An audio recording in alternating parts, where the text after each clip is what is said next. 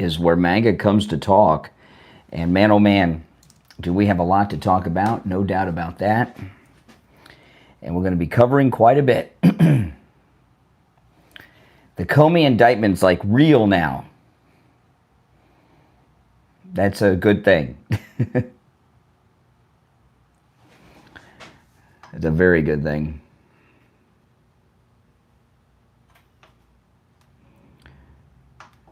I mean, we have been waiting for this for how many years, right? The Comey indictment. We have been waiting for a Comey indictment for years. And now we got it.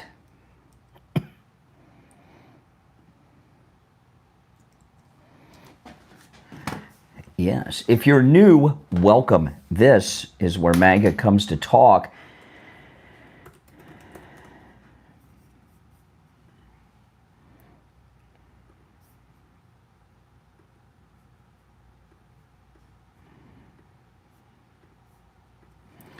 Oh, yeah. Oh. I hate when my computer wants to update right before I go on the air. I don't know why that happens so much, but it seems it only wants to update then. It's making me update.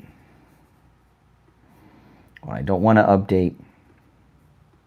And it's doing it at the worst possible time. Oh, yeah, there's no getting around it. This is, you know, this is MAGA Christmas. The best MAGA Christmas we've had. And you could tell by his video, he's completely insane. He's just completely nuts. I mean, there's no getting around it. He's a crazy person, Comey. Just completely insane. And, you know, he literally believes he's done nothing wrong. He thinks he's been saving the country. I know that's hard to understand. I tell people that a lot, but that's how he thinks. And today's also open phones. Yes, we will be taking calls. I'm just after I get set up. I'm going to start the mainstream in just a bit. And remember, the mainstream is where you'll be able to see and hear the audio and video and the articles that I go over. And the mainstream is linked, a direct link to it right here on my YouTube channel is in the description of the video. This is absolutely amazing. We'll be taking calls in just a couple minutes. As soon as I get the other stream up and running.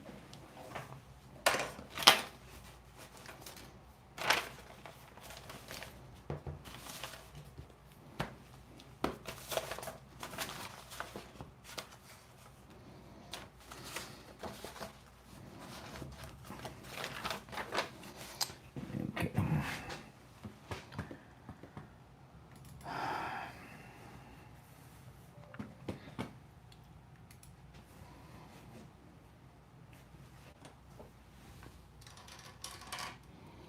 Yeah, you won't want to, you know, if you can, you want to switch to the other. Oh, look, the magnet on my mic caught on this. Look at this. Oh, there. There's a magnet on the back of my mic, and it just grabbed onto the screen of this microphone.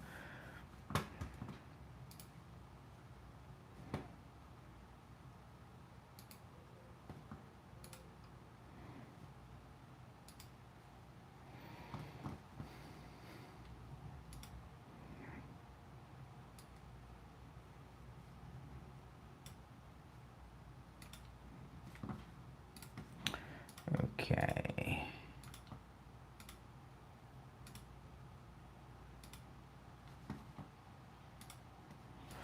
All right. It doesn't have the green screen. You get the benefits of the green screen. All the effects. So you get to see in the articles that I'm going over. see and hear the videos that I'm discussing. You get all of that when you go to the mainstream, which I'm going to start in just a moment. Okay.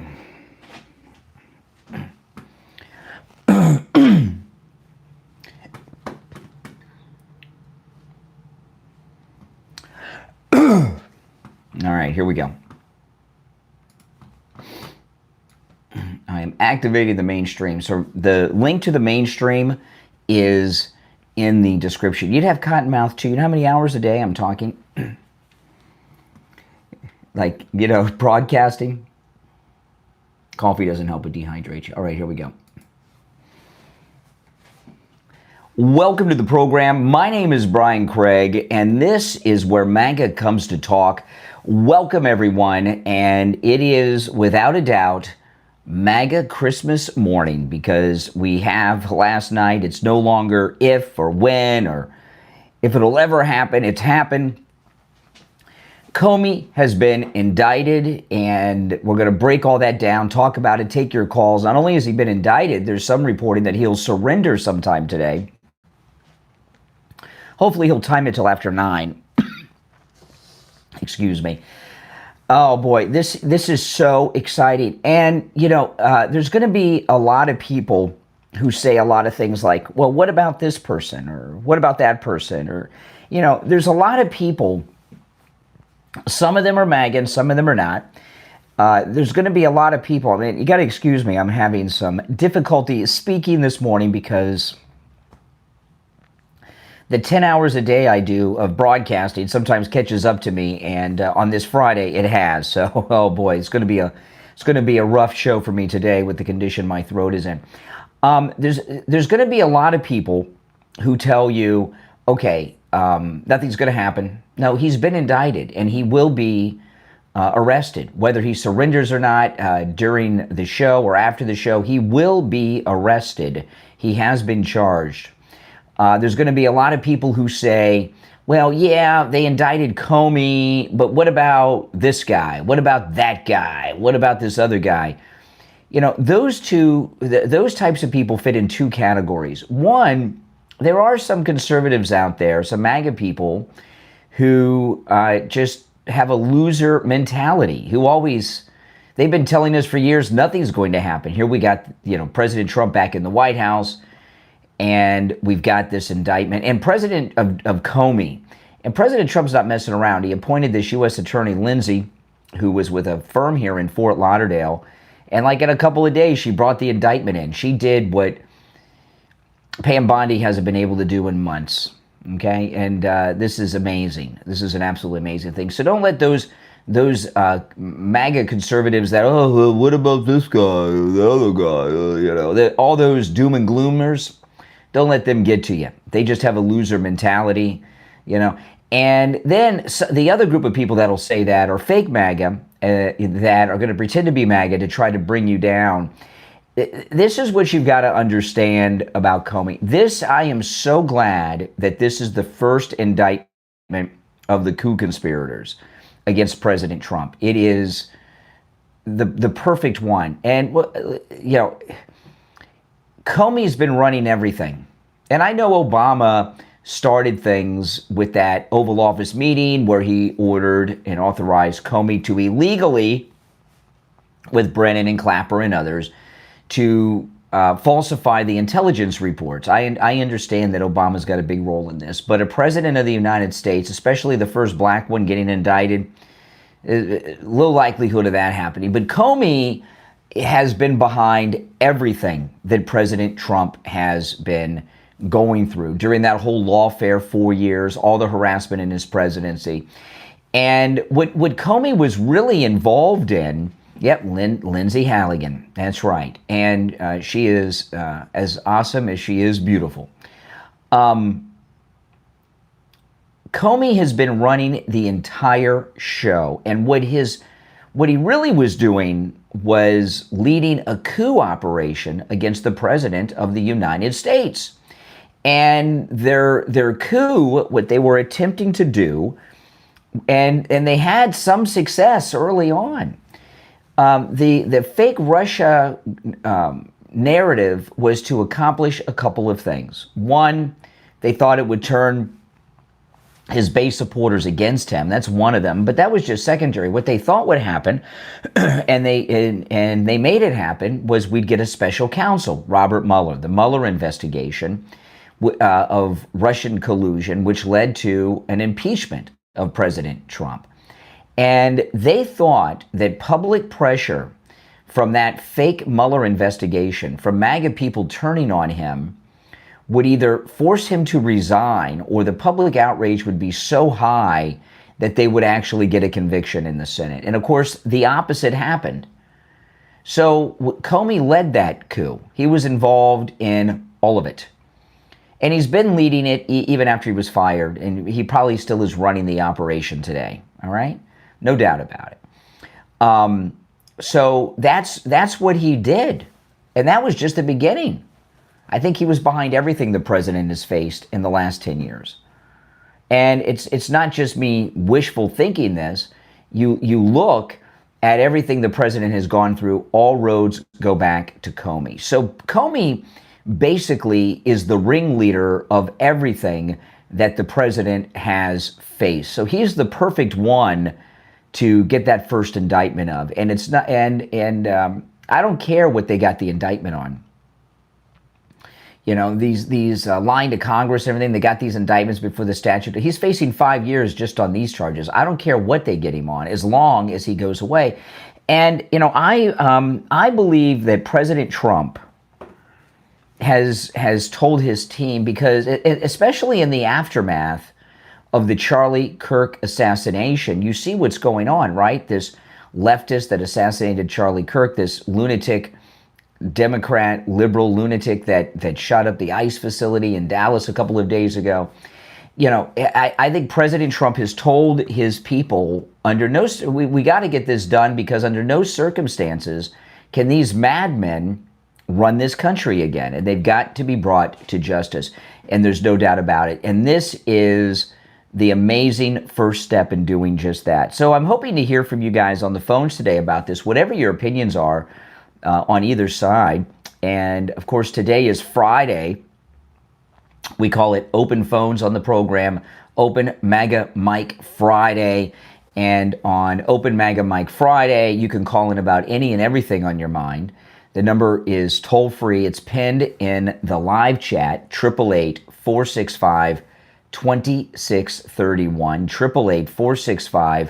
888-465-2631. It's a toll-free call no matter where you are listening. And it is Open Phone Friday, so you know, you can call in about anything you want to call in about. You don't have to talk about what I'm covering. Now, I know it's hard to believe it's Friday. Now, last night, you'll catch me on Newsmax over the weekend. I recorded a Newsmax interview last night. That's why I didn't have an afternoon show. And I'm going to be on Wendy Bell this weekend, so check your Newsmax listings in your time zone starting Saturday. And the Wendy Bell show airs at least twice on Saturday and twice on Sunday at different times. So make sure you check that out and catch me on Newsmax this weekend, all right? All right, so I want to go through some of these things. Hold on a second here. Okay. All right. Let me pull up this particular article here. This one is goes through. I want to go through this article before we take calls, because I want to break down a lot of what has happened here. All right. Now, if you're watching on the live stream with the green behind me, to see the articles and see and hear the video and audio sound bites I play, you want to go to my main stream here on YouTube. And there's a direct link in the description of the video to my main YouTube live stream, where you get all the benefits of the green screen, all the effects. You get to see the articles, the videos, and hear the audio that I play. That's if you're watching on the stream with the green screen. Okay, go over to the other stream, you get everything. So this article in the Daily Mail, here's the headline. Trump accuses Comey of nearly starting a war as it's revealed why new MAGA star prosecutor rushed the indictment. And we know that because of the statute of limitations.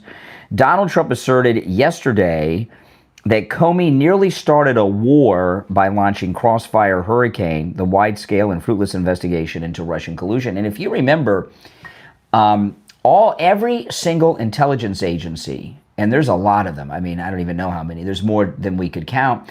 Every single intelligence agency, their investigations told them that there was no Russian interference. And that's when they came to Obama, all of them, and said no. And Obama told Comey, Brennan Clapper, and others to craft fake intelligence reports saying that there was Russian collusion, even though there was not. It's just something that they completely made up, right? They just completely made up the entire thing. And so Comey, this is back to the Daily Mail, Comey placed a cloud over the entire nation, and actually the Russia hoax made it very difficult, President Trump told Fox News. The president then added, it could have caused wars, no doubt about that. The charges for Comey were related to his testimony before the Senate Judiciary Committee on September 30th, 2020 over Crossfire Hurricane, the code name for the Trump-Russia investigation. In addition to the charges, the grand jury declined to indict Comey on a third count, an additional charge of making false statements, court documents showed. So there was one of the things they did not get an indictment on. Thank you for that super chat, Gary. Appreciate it. Thank you. The president obviously thanks you too. Comey planned to surrender to authorities today as he called Trump a tyrant and portrayed the charges against him as politically motivated. Isn't that going to... I hope that is very high profile. I hope we get to see a perp walk. Like wherever he... And by the way, why is he being allowed to surrender? Why don't they go over early this morning and just arrest him, right? And do a perp walk like they did with all the Trump officials that they were persecuting over the last 4 years. It was also revealed that MAGA's newest legal star rushed the case to an indictment and even personally presented in front of the grand jury as the case faced a crucial deadline.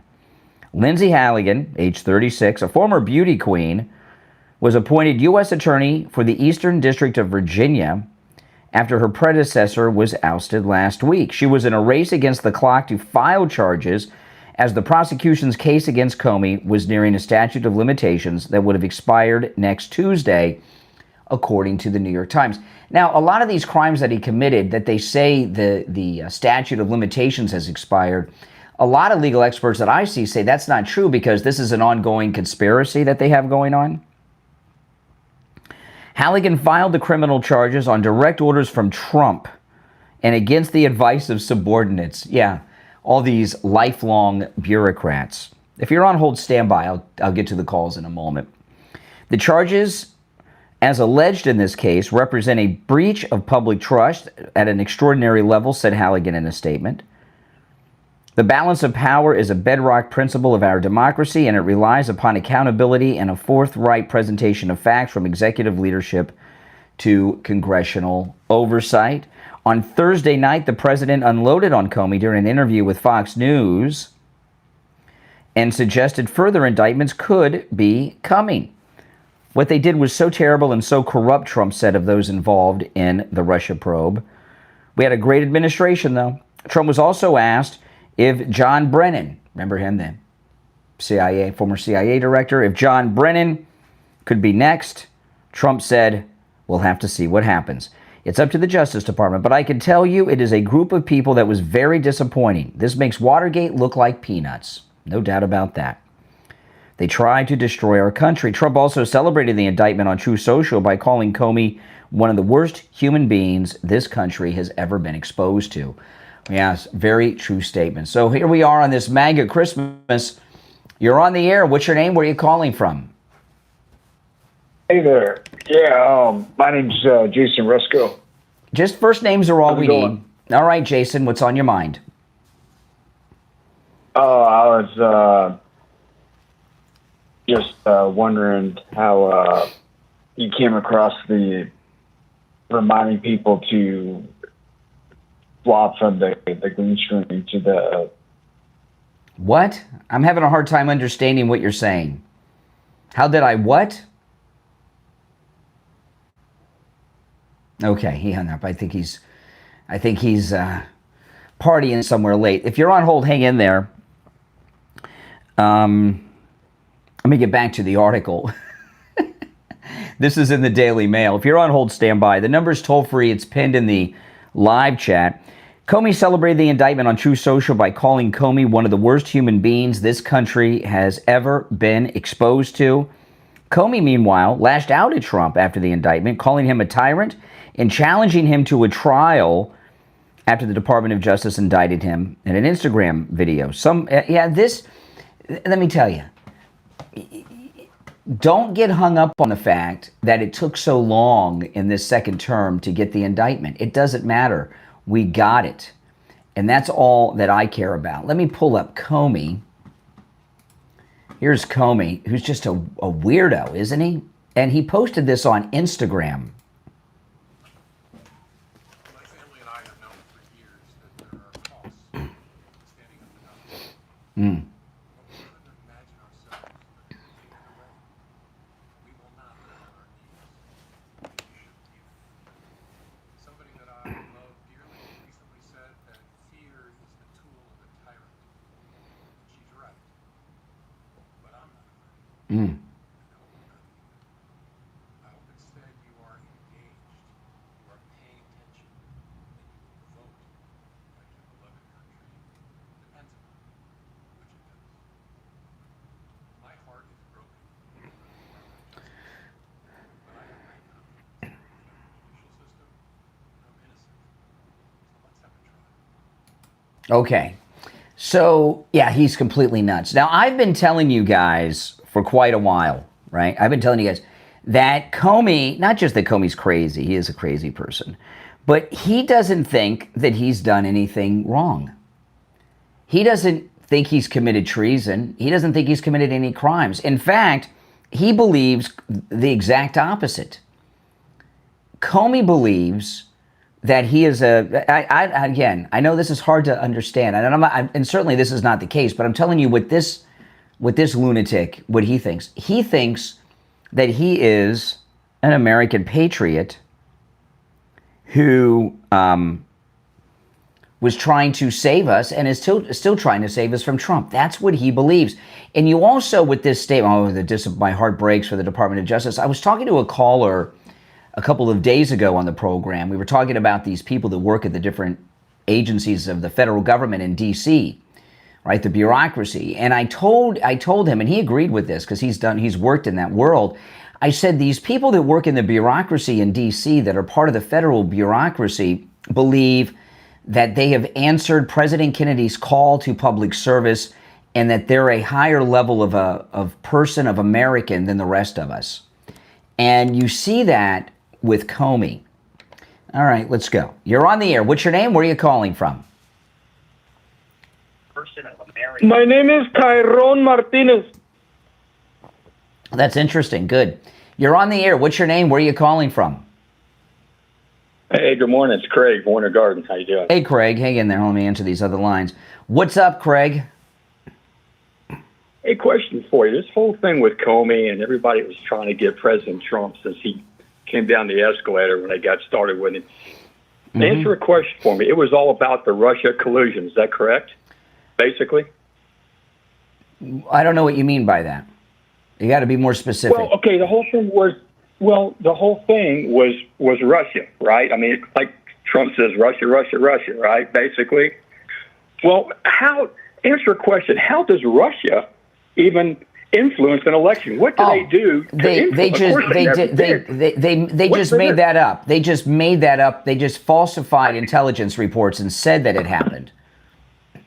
Brian, I know that. My question is, but how do they do it? What liberals have said? What liberals have when this was going on? Yeah. They made some specific claims, and this will sound so stupid because it is. They said that Russia intelligence was running Facebook ads, and some people believe that they were organizing protest on both sides. Like a lot of people believe that Russia organized the entire Charlottesville thing, both sides of it, Got people to show through Facebook ads. Okay. Yeah. I've been hearing this Russia thing for 10 years. I'm thinking, what can Russia do to even influence? So what they're saying too, then you had Trump against Clinton, and they're saying that Russia wanted Trump in there and not Clinton. I mean, that's ridiculous right there alone. And remember, Trump was the one Hillary who wanted to build our military up. That's right. What? And Hillary gave Russia 20% of the U.S. uranium deposits. Remember, to weaponize their nukes. I mean, it's ridiculous. Oh, well, we know it's ridiculous, but you're dealing with ridiculous, evil people. But I don't know. It's just the whole thing's a joke. But hey, we got Comey, and all these people say, "Oh, what about this? What about that?" Yeah. You got to start somewhere. That's you right. got to start with the first person. Let me tell you, you're you're the first thoughtful caller I've had so far today. But you sound very happy. The first what? Thoughtful caller. The first what caller? The first thoughtful caller. Well, the other callers I've had were kind of out of it. No. But you sound very happy. It's not even that. Well, absolutely. Like Trump said, it's common sense. You got to look at everything. It's just common sense. Yeah. And we'll get it. Hey, I'm happy. I am happy. Yeah. You wait till next midterms. It's going to be a blowout. We're going to be in good shape. Mm-hmm. We're going to be good. And all these idiot callers that you get, I hate to say it like that, but on the left, they're going to get more vocal, but the numbers on their side are decreasing. They're going to get louder, but their backup, their backup's going away. There's only a few of them, and they're going to get louder, but that's okay. When you're over the target, that's when they start getting crazy. You know, and that's what we're doing. We're over the target. We're doing good. So all right. I'm happy. Be happy. All right. Take care. From Winter Garden, Florida. And, you know, it's important to understand that out of everyone, you've got to take Obama out of your mind, okay? A lot of times people put these standards up that are impossible to achieve. And because they do that, they're always disappointed. Some people like to be disappointed. I like to be a winner, and we're winning. So Obama's off the table, okay? He was president for 8 years, and he's the first black president. It's an indictment against Obama. I'm all for it. I'd be shocked. Comey is the first indictment of the coup conspirators, and he is the perfect one. He is the one that you want first, because he has been running the entire operation, and he probably still is today. And this new U.S. attorney that President Trump appointed, Lindsey, she's amazing. And I wouldn't be surprised if we saw her as the Attorney General. Pam Bondi, I wonder if Pam Bondi is upset that there's a younger, hotter U.S. attorney working for Trump that did what she has not done. And she did it in just a few short days. What do you think? You think Pam Bondi is upset, angry at her, jealous? You know how women can get sometimes when they're in the workplace together. And I would imagine she's not all that happy. And yeah, we're going to get some other indictments. I'm expecting Brennan, Clapper, you know, John Bolton. John Bolton could be next, because remember, they raided his house, and it's been reported that they found that he transmitted classified information to foreign government. So he could be next, but I don't care. We got Comey's the big kahuna. Before we get too deep into Comey and everything, did you see Anna Paulina Luna on Jesse Waters? She dropped something really huge, and you know, she has been put in charge of the Kennedy files. Kind of forgot about that, right? And she dropped something really big. Listen to this.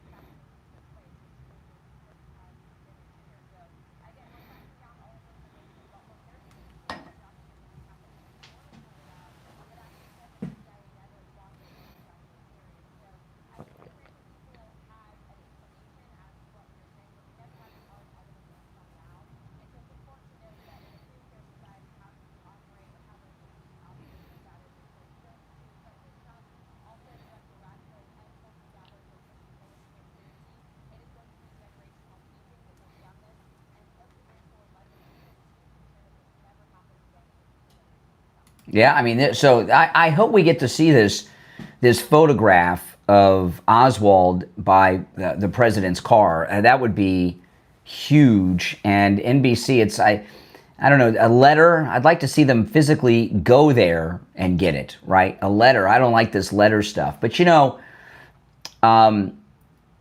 of course, there's always been a national fascination with the Kennedy assassination, right? And, I mean, I had a passing interest in it. It happened long before I was born. Not that long, 8 years before I was born. But I lived my whole life with the Kennedy conspiracy stuff. Wasn't too deep into it. And sometimes I was deep into it and believed it. A lot of times I was skeptical of it. But I never really, was obsessed with it when I say I wasn't too deep into it. But after they started doing what they did to President Trump, in particular, shooting him in Butler, as soon as the president was shot in Butler, I knew that all the Kennedy conspiracy theories were true. I have no doubt in my mind the government killed him and Bobby and Martin Luther King and Charlie Kirk, these deep state people. I was never really sure until they shot the president in Butler. And, they shot President Trump in Butler because everything that Comey and his team were doing had failed. And he came back to incredible popularity to run again. And they knew that he was unbeatable. And everything they did all those years only made him stronger and more popular and grew the MAGA movement. So they shot him in Butler. And because the PowerPoint was on the opposite side of the stage than it normally is, things turned out very well for the president and for us on that day. Because if it would have been the PowerPoint on the immigration comparing all the different presidents would have been on the side of the stage it normally is on, stage right instead of stage left, it would have been a dark day. It really would, wouldn't it? It was a bad day, it was already a bad day with what happened, but it would have been a lot worse. And that was the failure of the Comey mission. And that's when I believed every conspiracy, even the Pearl Harbor conspiracy, and I found out through my reading not long ago that FDR's approval ratings were in the toilet before Pearl Harbor. People were getting tired of him. New Deal wasn't working. Pearl Harbor happened, then all of a sudden his popularity went through the roof. But the same people that killed Kennedy shot the president in Butler and tried to do it again at the golf course and assassinated Charlie Kirk as well. You're on the air. What's your name? Where are you calling from? Hi, my name is Rory. I'm calling from Minneapolis. All right, Minneapolis, speak up so we can hear you better. Sorry, can you chill out a bit? No, you're just talking too low. It's hard to hear you. If you could talk louder so we can hear you better. Sorry about that. My name's Rory. Yeah.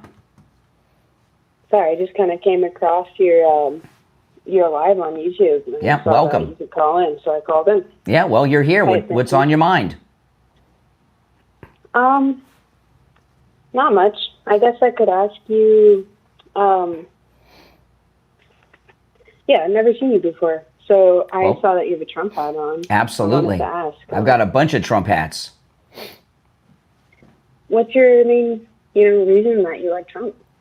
He's the greatest president of my lifetime and arguably the greatest president in the history of our great nation. He's better than, Abraham Lincoln? Absolutely. Why?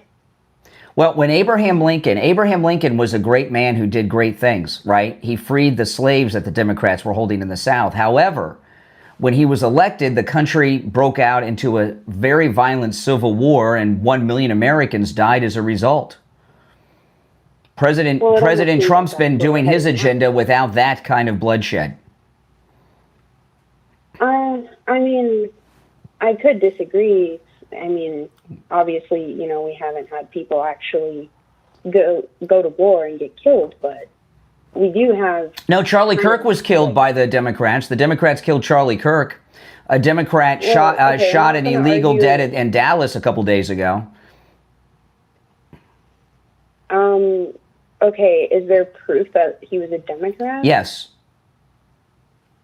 All right. On the topic of Charlie Kirk, though, we already know he wasn't killed by a Democrat. Sure he was. The guy, the assassin of Charlie Kirk is a young gay man who's and has a boyfriend who's transitioning to female. But that's just blatantly, like, misinformation. That's not Really? true. If he's not a Democrat, why would he kill the top MAGA guy, second only to Trump? Well, personally, I don't even think that he killed him. But Charlie I don't Kirk's still alive? care to talk about Charlie Kirk. Charlie Kirk's still alive? No, that's not what I said. Okay, I don't really care to get into, like, Yeah. I don't really care who killed Charlie Kirk. Oh, I do. Because, like, I just think that gun violence in general is a bad thing. We have shooters on both sides, and I don't think there's any point in arguing Both about who sides? killed who. Where are these MAGA shooters? Yes. Everywhere, all the time. What, now, when has a MAGA person committed a political assassination? Maybe there hasn't been. That's right, there hasn't been. You're absolutely correct. But that doesn't really prove a point, though. Yeah, it proves it's all one-sided. There's Your been side are the many- ones killing people. Hey, I never said that I have a side, okay? Yeah, you do. You're a liberal. You're a liberal. Why do you think I'm a liberal? I can tell. I've been doing this a long time, and I can tell by the way you're talking. You are a liberal. No, I'm not. What are you then? And you don't know me, so you can't really. Well, I know a lot about you. Are you a associate Trump with supporter? either Are you side. MAGA like me? I am not a Trump supporter. You and sound I'm not like a liberal, Democrat. You sound like a liberal.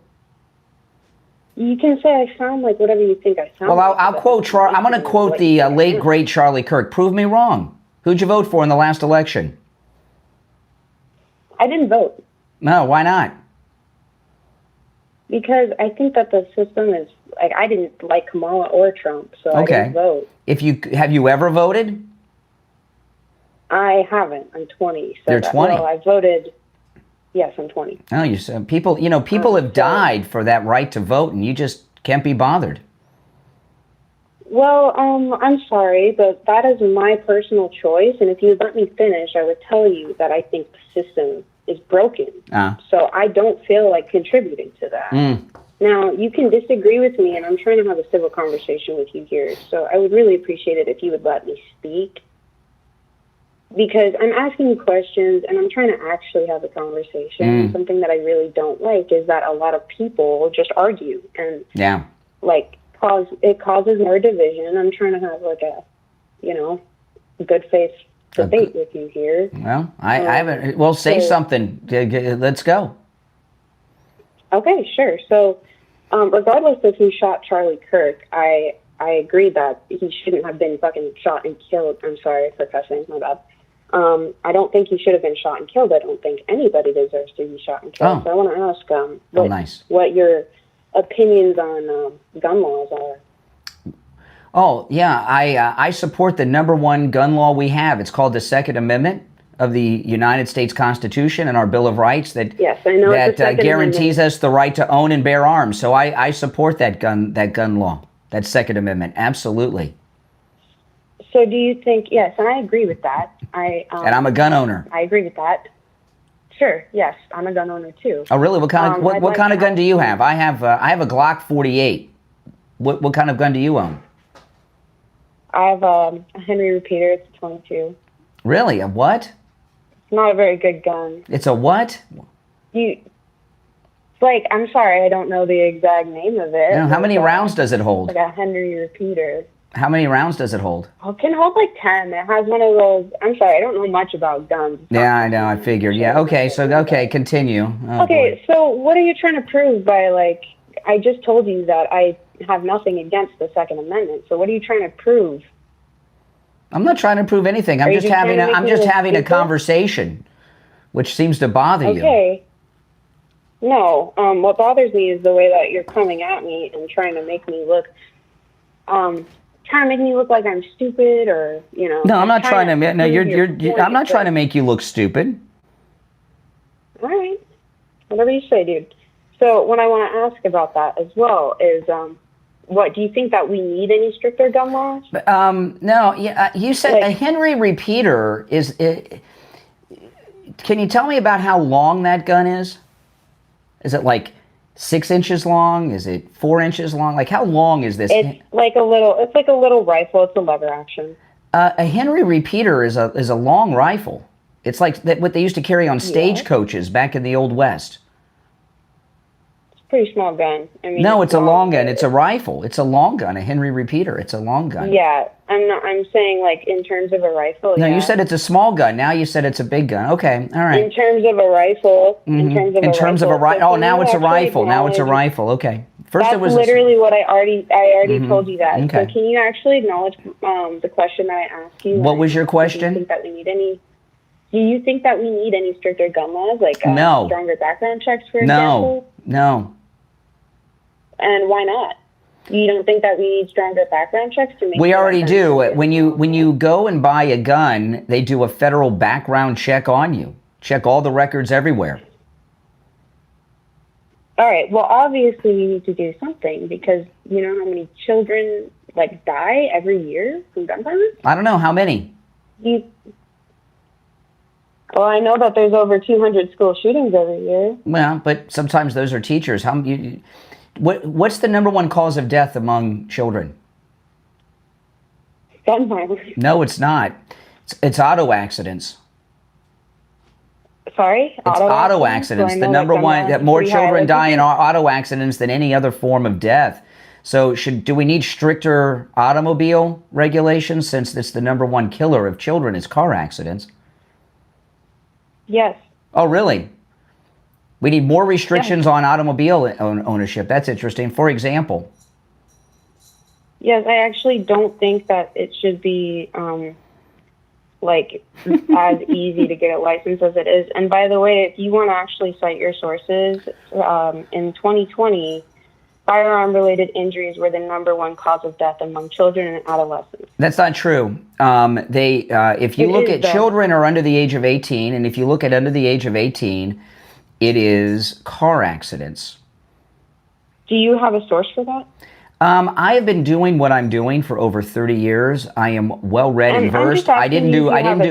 Yeah, every newspaper report, every news source of the last 30 years since this has been discussed points that out. Well, listen, I'm going to move on because I got to do the switch over. I got to move on because we're going to move over. We're switching over to the radio station, and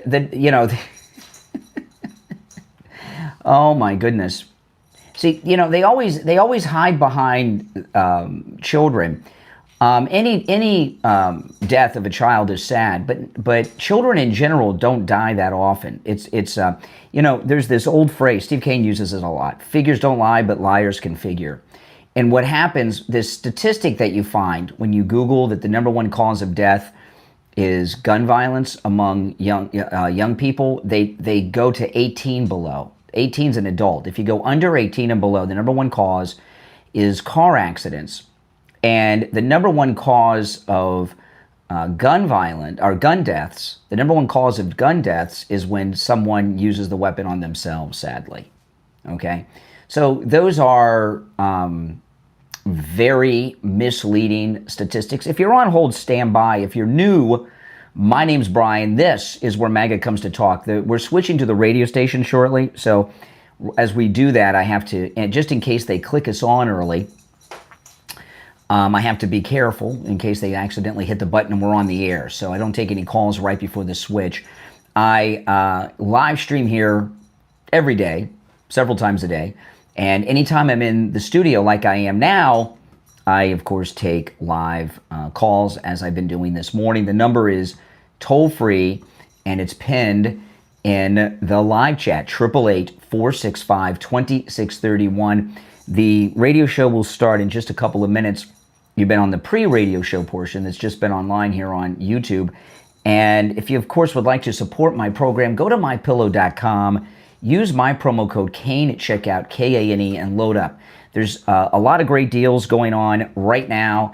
And if you go to mypillow.com, you can take advantage of all of those with my promo code KANE, K-A-N-E.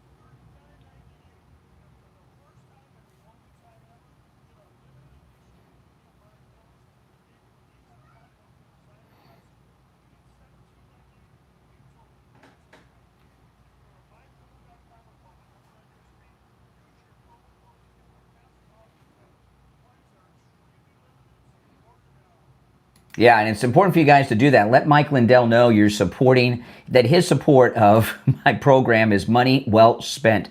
So go to mypillow.com, use my promo code Kane at checkout, Kane, and let Mike Lindell know. Hold on, I gotta go grab the toy from my cat before we switch on the radio. We're 60 seconds away.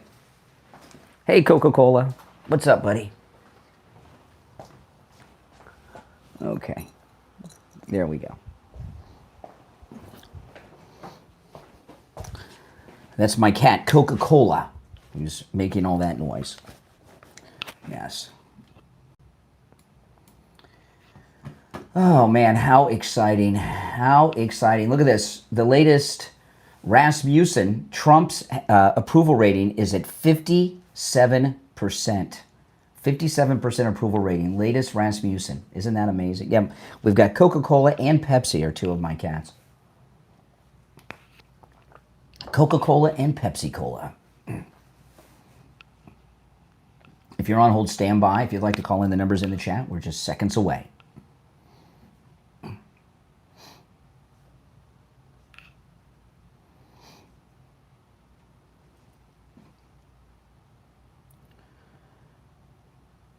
Welcome to the program, everyone. My name is Brian Craig, and you are listening to Florida's longest-running radio show, The Steve Kane Show, on the radio since 1977, celebrating 49 years on the radio. We've got a lot to cover, and today is a celebration, and I'm calling it MAGA Christmas morning, because not only do we have the indictment, we've got a couple of indictments of Comey, who is the leader of the entire lawfare conspiracy coup operation against our favorite president, Donald Trump. Not only do we have the indictments of Comey, but it's being reported that he is expected to surrender later today to authorities. So he will be arrested and booked. And I hope they do the mugshot. They don't always do mugshots at the federal level, but I think we need one. I think the American people deserve it. I think the American people are owed a mugshot of Comey. This is very, very exciting. So we got indictments on MAGA Christmas Eve. That was yesterday. And today is the surrender, the arrest of Comey, according to news reports. So that is no doubt about it. MAGA Christmas morning on this Friday, September 26th, 2025. If you're on hold, stand by. Now, today is Friday. On Friday, it is open phones. We call it Open MAGA Mike Friday. And on Friday's show, on Open MAGA Mike Friday, you can call in about any and everything on your mind. The other 4 days of the week, you got to call in about what I'm bringing up, or Steve. But today, the show prep is up to you all. You don't even have to comment on the topics we bring up.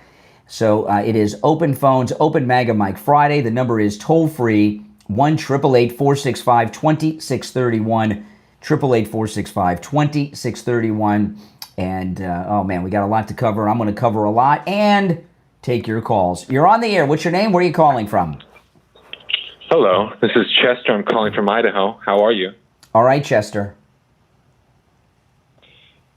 Anyways, Vance Bolter certainly did not, as you said to me yesterday, kill Melissa Hortman and her husband because he was to their left. He was a registered Republican, evangelical Christian who opposed abortion rights and gave a sermon in the Dominican Republic criticizing transgenderism in the U.S. In his car outside the scene of the crime, authorities found a list of names, including Ilhan Omar, as well as individuals associated with Planned Parenthood. Yeah. Furthermore, I have no clue what poltergeist took over your body, which could compel you to tell such a disgusting lie over the internet.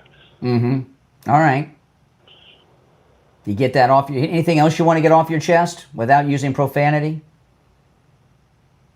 You think Vance Bolter was a left-winger? I don't care. You said that to me, though. I don't accept what you read why to do you me. think you? Why do you? I'm just interested. Why you think that? You do. You said that there were no MAGA assassins. You do not. Obviously, this guy fits the bill. You do not sound happy. I don't what? You don't sound like a happy person. I'm a little annoyed with you, considering you're lying over the internet. Yeah, you should be a happier person. Not when I'm talking to you. This actually makes me very sad. Yeah. You know... Are you willing to defend your positions at all, or are you just going to insult me? I am... I am not talking. You should be happier considering the Ukraine war is over. We should all be rejoicing, right? Excuse me. I am not talking about this incident in Minnesota. It's a sad. You were perfectly happy talking about it last night. No, I certainly were. I only talk about it when people bring it up, like you and others. I did bring it up. I've talked about it, and I don't accept. You don't want to defend your you said. position? My positions do not need defending. That's the point of your show, isn't it? To express your positions? You're a radio host. And I do that, and you've done that, but I'm not interested in that story, and I totally...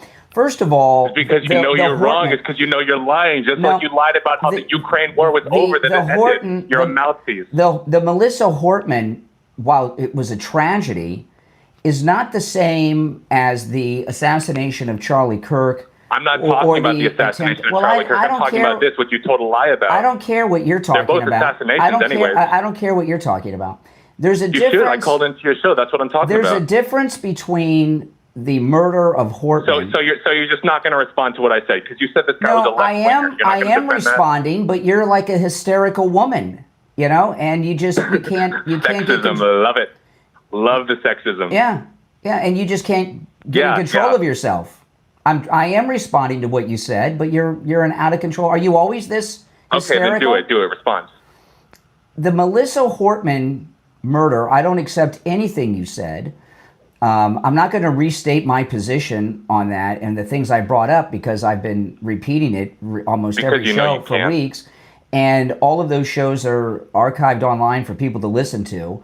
So I'm not going to go through that again. But the murder of Hortman... So you're just not going to respond? All right, have a great night, buddy. I love you. It's the morning. It's not the night. This is what. First off, nothing he said is do I accept, but they don't understand something here, and the reason that he is hysterical is because the little bit that's left of the liberal movement has been exposed as an incredibly violent movement, and even if what he said about the murderer of Hortman were true, which it's not, it's irrelevant, and I'll tell you what I mean. The assassination of Charlie Kirk and the attempted assassinations of President Trump are completely different than Hortman's murder. The assassination, I'm going to start with Trump, okay? I was mentioning this in the earlier, talking to a call about 20, 30 minutes ago.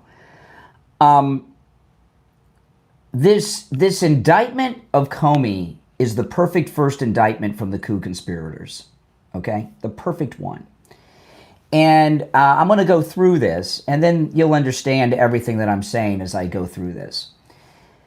Comey has been the leader of the entire coup conspiracy against President Trump from that first meeting when President Trump was president-elect the first time, and he came in with that Russia fake dossier. Every bit of lawfare and harassment that President Trump has dealt with for over 10 years, Comey has been the leader of, even before that famous illegal Oval Office meeting with Obama where they decided to craft the fake Russia interference narrative, okay? And everything they did, they were in shock last year that not only did President Trump announce he was running again, but as he was hitting the campaign trail, that his support was larger and more passionate than ever before. I'm not going to go through everything they did to him, but everything failed. The arrest, the court cases, all these things, the impeachments, everything failed, more popular than ever. And they have internal polling that we never see. It's truly scientific polling. The polls that we have access to during presidential election seasons are push polls done by the media for the most part. And their internal polling showed them that Trump was unbeatable. So everything they tried to do to stop President Trump didn't work. He was more popular than ever. He was unbeatable. So they hatched a plan to kill him in Butler. He's only here with us today because the PowerPoint presentation was on his right. It's usually on his left. And the patsy assassin in Butler had been prepared to do what he did when he went to the PowerPoint presentation when it was on the president's left. But because it was on his right, his head was turned a different direction, and he hit him in the ear but missed the main target. Thank the Lord above. And then they tried to do it again. And what their plan was, Butler was a rough day, man. I mean, I was crying. Were you crying? I was crying. Their plan was for that day to be much worse than it was, and to nominate Nikki Haley as the Republican nominee for President of the United States and Ron DeSantis as her running mate. She was in second place in the primaries with the delegate count. President Trump had not yet announced his running mate, so there was no successor. We hadn't had the convention yet. And DeSantis was in third place. That was their plan. So whoever ended up winning, Nikki Haley or Kamala, whatever they did, Trump wouldn't be there. And they control Nikki Haley, by the way, because they made her a millionaires with their military industrial contract donor deals. That was their plan. Okay? So they keep talking about Hortman. They were attempting to stop a political movement in Butler. That's different than a murder. The murder's bad, but it's not the same thing with what was going on here. Charlie Kirk, similar thing. Charlie Kirk, what that was all about was he's red-pilled the youth. And he is, there's so many MAGA hats at these rallies with him lately that he was doing these prove me wrong events. I watched one for the first time in a long time before the assassination at Florida State University, because it was here it's here in Florida, and I'm in Florida. I couldn't believe how many MAGA hat wearing college students there were there at Florida State University. It was amazing.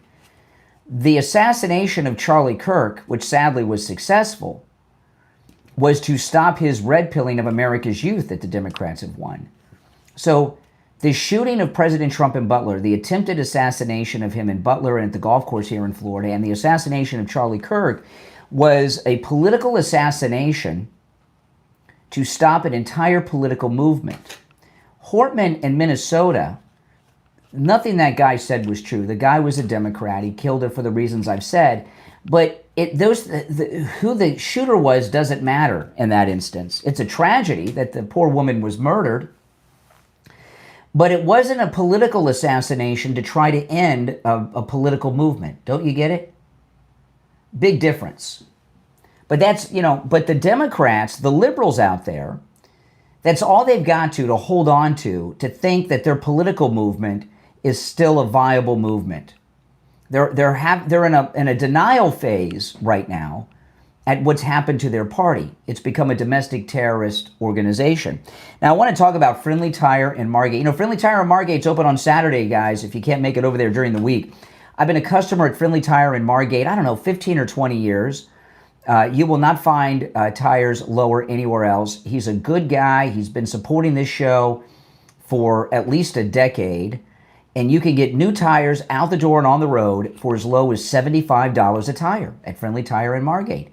Friendly Mike doesn't charge you to mount the tire, balance the tire, or dispose of your old tires. So the quote he gives you over the phone is out the door and on the road. And remember, that price I tell you, as low as $75 a tire on new tires, out the door, that's on common sizes that are on some of the most common vehicles on the road today. And he has all the name brands you know and love too. He has thousands of very good used tires in stock, and he also does tire repairs. So give Friendly Mike a call. He'll give you a quote right over the phone. Make sure you tell him I sent you. He'll take extra good care of you. 954-977-9445. 954-977-9445. That's 954-977-9445 for Friendly Tire in Margate. We'll be right back. You guys get what I'm saying, right? With Charlie Kirk and with President Trump, they were trying to end a entire political movement. The tragedy with Hortman, and it is a tragedy. Don't misunderstand me. But it's not the same thing. It's not the same thing. And you know what the Russiagate led to with the impeachment and Mueller's investigation in the first term, that was a coup. But you know, Butler and the golf course were attempted coups too, because they knew he was coming back. If you're on hold, stand by. I'm going to wait to take these calls until we get back from the commercial break, if you don't mind, so hang in there. There's just not an equivalency to that.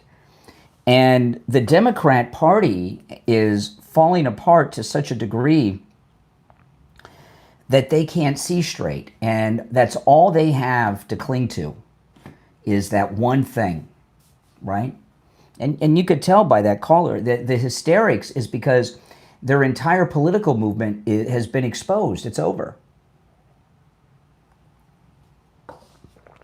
And, you know, this you're another fallacy is just absurd. But even if what that guy, Jessica Tarloff, goes to that thing too on the 5, even if what they said was true, it's not the same thing, right? So it doesn't really, I'm not changing my opinion based on all the news reports of that shooter, but it's irrelevant what his political affiliation was. It's a whole nother ball game. Yeah, if you're on hold, stand by. If you'd like to call in, all opinions are welcome. That guy, I would have hashed all this out with him, but he hung up. You're all welcome to call. If you're new, welcome. Make sure you subscribe. And you don't have to agree with me to call in. You can agree or disagree and call in. Don't forget, look for me on Newsmax this weekend. I didn't have an afternoon show yesterday because I was recording the Wendy Bell Show. So I'm going to be a guest on the Wendy Bell Show. You'll get to see me dressed up. I wore a jacket. I've been on TV so much. I got to take my fancy clothes to the dry cleaners. But I wore a jacket I've not worn on TV before. I broke out my cruise clothes. That's right. And we talked about some really good things. It was a great show. I was on a panel with it's Wendy Bell Show, which airs at least 2 times on Saturday and another 2 times on Sunday. So check your local listings for the Wendy Bell Show in your time zone. You can catch me. All dressed up. Sitting right here. I got a little studio over here. Like, this is my radio podcast studio. And then over here, I've got a studio set up too. Yeah, this shirt was sent to me by a listener. One of you guys out there sent me this shirt. This is a nice shirt. I love this shirt. The material is perfect. I love this shirt. Oh, great, Bruce.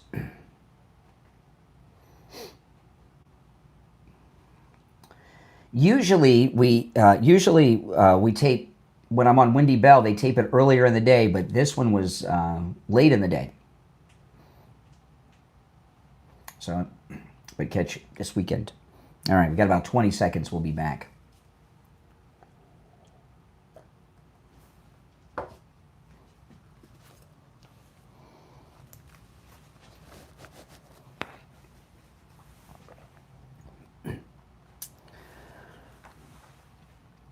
Welcome back, everyone. I'm Brian Craig. You're listening to Florida's longest-running radio show, The Steve Kane Show, on the radio since 1977, celebrating 49 years on the radio. So this morning, it is Open MAGA Mike Friday, open phones, any and everything on your mind's fair game on Friday's show. We've heard from some passionate callers already on the program, and leftist callers. But today is definitely MAGA Christmas. Yesterday, we got the indictments of Comey, and today we're expecting him to surrender. It's being reported that he is going to surrender. I don't understand why they're letting him surrender. They didn't let the Trump people surrender. They broke into their houses early in the morning and arrested them with CNN there. So, I mean, I'd like to see them just go and pick him up first thing this morning. Well, not till 9 o'clock. I don't want them to do it while I'm on the air. Wait till after we get off the air, okay, Lindsey? But no, if it happens while I'm on the air, I will break to it and we'll cover it. But Comey is a complete madman. He released this insane tape. Listen. My family and I have known for years that there are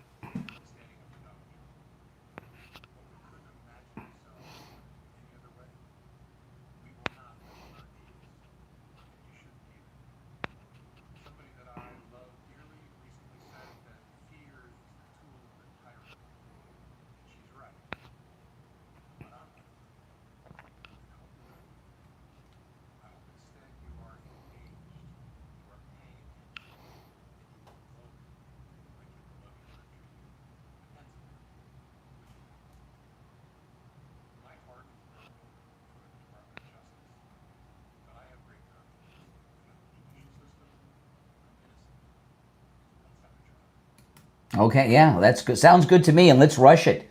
Yeah, let's give him that speedy trial. Comey is completely crazy. Completely crazy. Now, here's something that a lot of people don't know, because they think that President Trump and his Justice Department are just partisan hacks, right? Comey is a Republican. Probably, he's probably a Republican because when he was coming up through the ranks was during the Bush era, but he is a registered Republican. A lot of people don't know that. So this is, So just because someone's a Republican doesn't mean we don't bring them to justice like the Democrats do. But you can sense when this video that he posted this on his Instagram, the same place he posted the shells on the beach famous photo. And I've got a pretty good eye for this, and you do see this from time to time. Does he look to you completely insane? He sounds insane. And I don't mean that in a figurative way. I'm talking about literally, he is insane. And he is very confident that he has done nothing wrong. He believes that he is an American patriot who was doing good work to save this country from the electorate that elected President Trump. He really does believe that. But when I see his face, he looks 100% nuts to me. People say all the time, oh, he's crazy, she's crazy. I don't mean it like that. I mean, he is certifiably insane. Now, that doesn't mean that he's not guilty of these crimes, because I think he's aware that what he's doing, while it is illegal, he's breaking the law because it's the patriotic thing to do. So that doesn't mean that he shouldn't be tried and convicted and go to jail. He is facing 5 years on these indictments. I hope he gets every single day. In the federal system, you have to do 80% of your time before you can get paroled. You're on the air. What's your name? Where are you calling from? You're on the air. What's your name? Where are you calling from?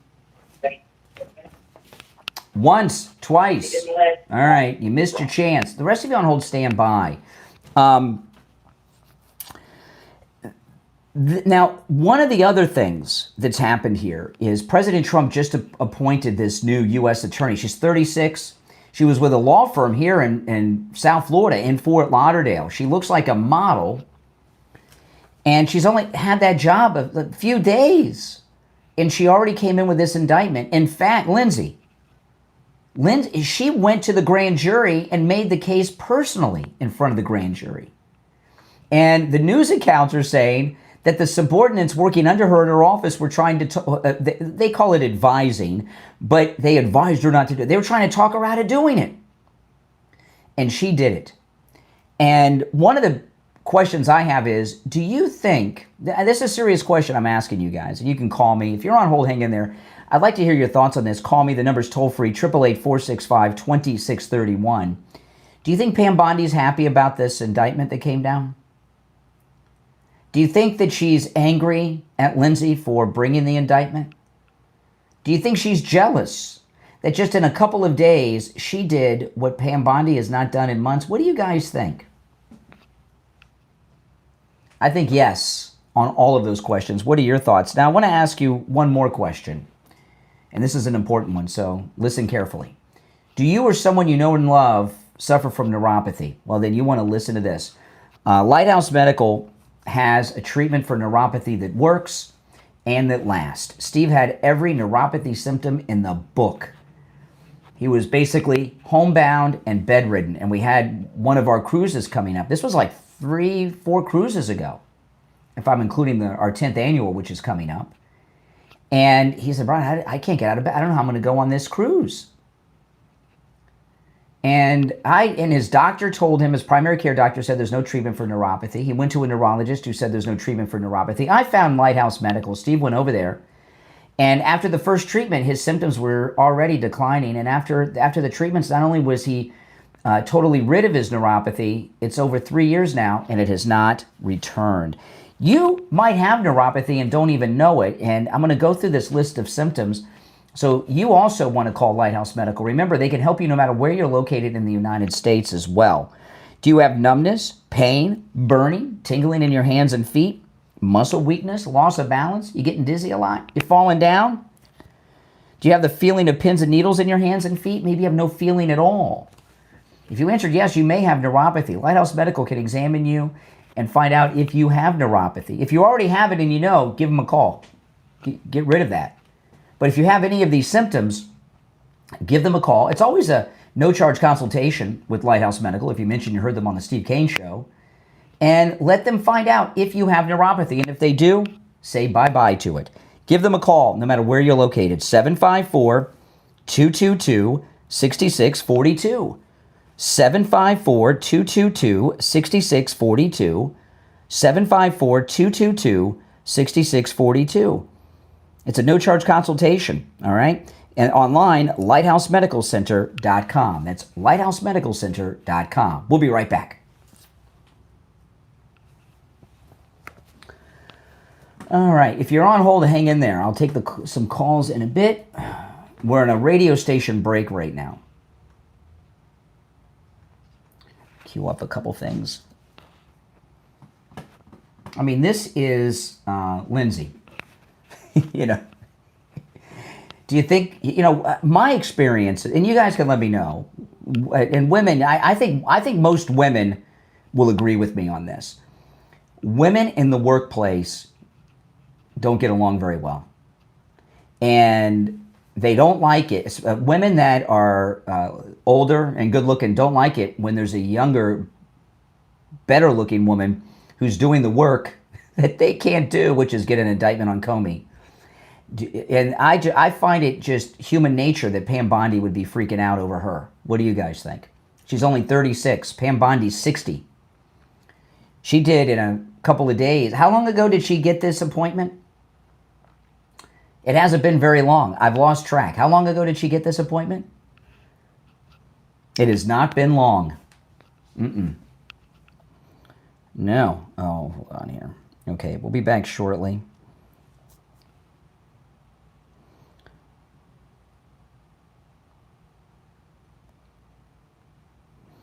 Yeah. Oh yeah, she's got, I mean, I'm so excited. I can't tell you. When I say this is MAGA Christmas, I'm not kidding. Now, those of you watching on the live stream with the green screen, if you want to see the audio and video and the articles I show, go to the my main stream, and there's a direct link to my main stream in the description of the video. It'll take you right to my main stream. You can see everything that I'm showing. You can see the video, hear the audio sound bites that you can hear with the stream that has the green behind me on my main stream. Link is in the description. And if you're on hold, stand by. I'll take calls when we get back from the radio break. If you want to call in, the number's pinned in the live chat, 888-465-2631. 888-465-2631. Oh, no. Pam Bondi does not look 60. I'll give you that. And I often say she's much better looking in person than she is on television. I don't know what that is about. I met an actress once that from TV that I met in person, and on television, she looks okay, and in person, she looked like a model. I couldn't believe. She was not a leading lady. If she looked as good on television as she looked in person, she'd be the leading lady.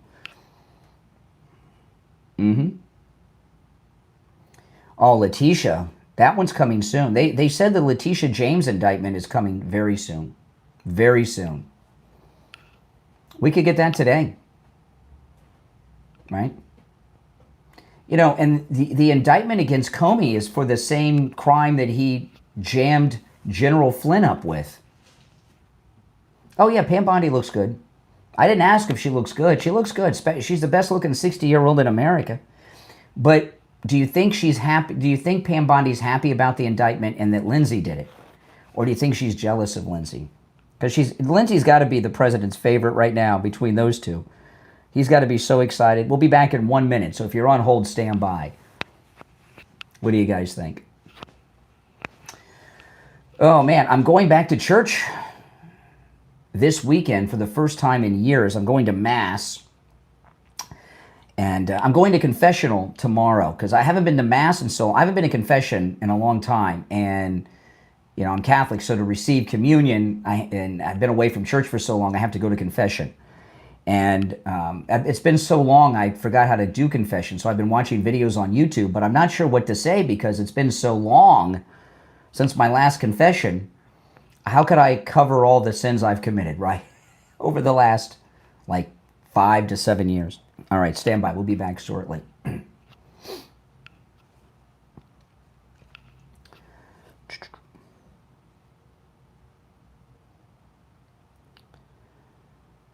Welcome back, everyone. I'm Brian. It is Open MAGA Mic Friday, open phones on Friday. You can call in about any and everything on your mind on Friday's show. If you're on hold, stand by.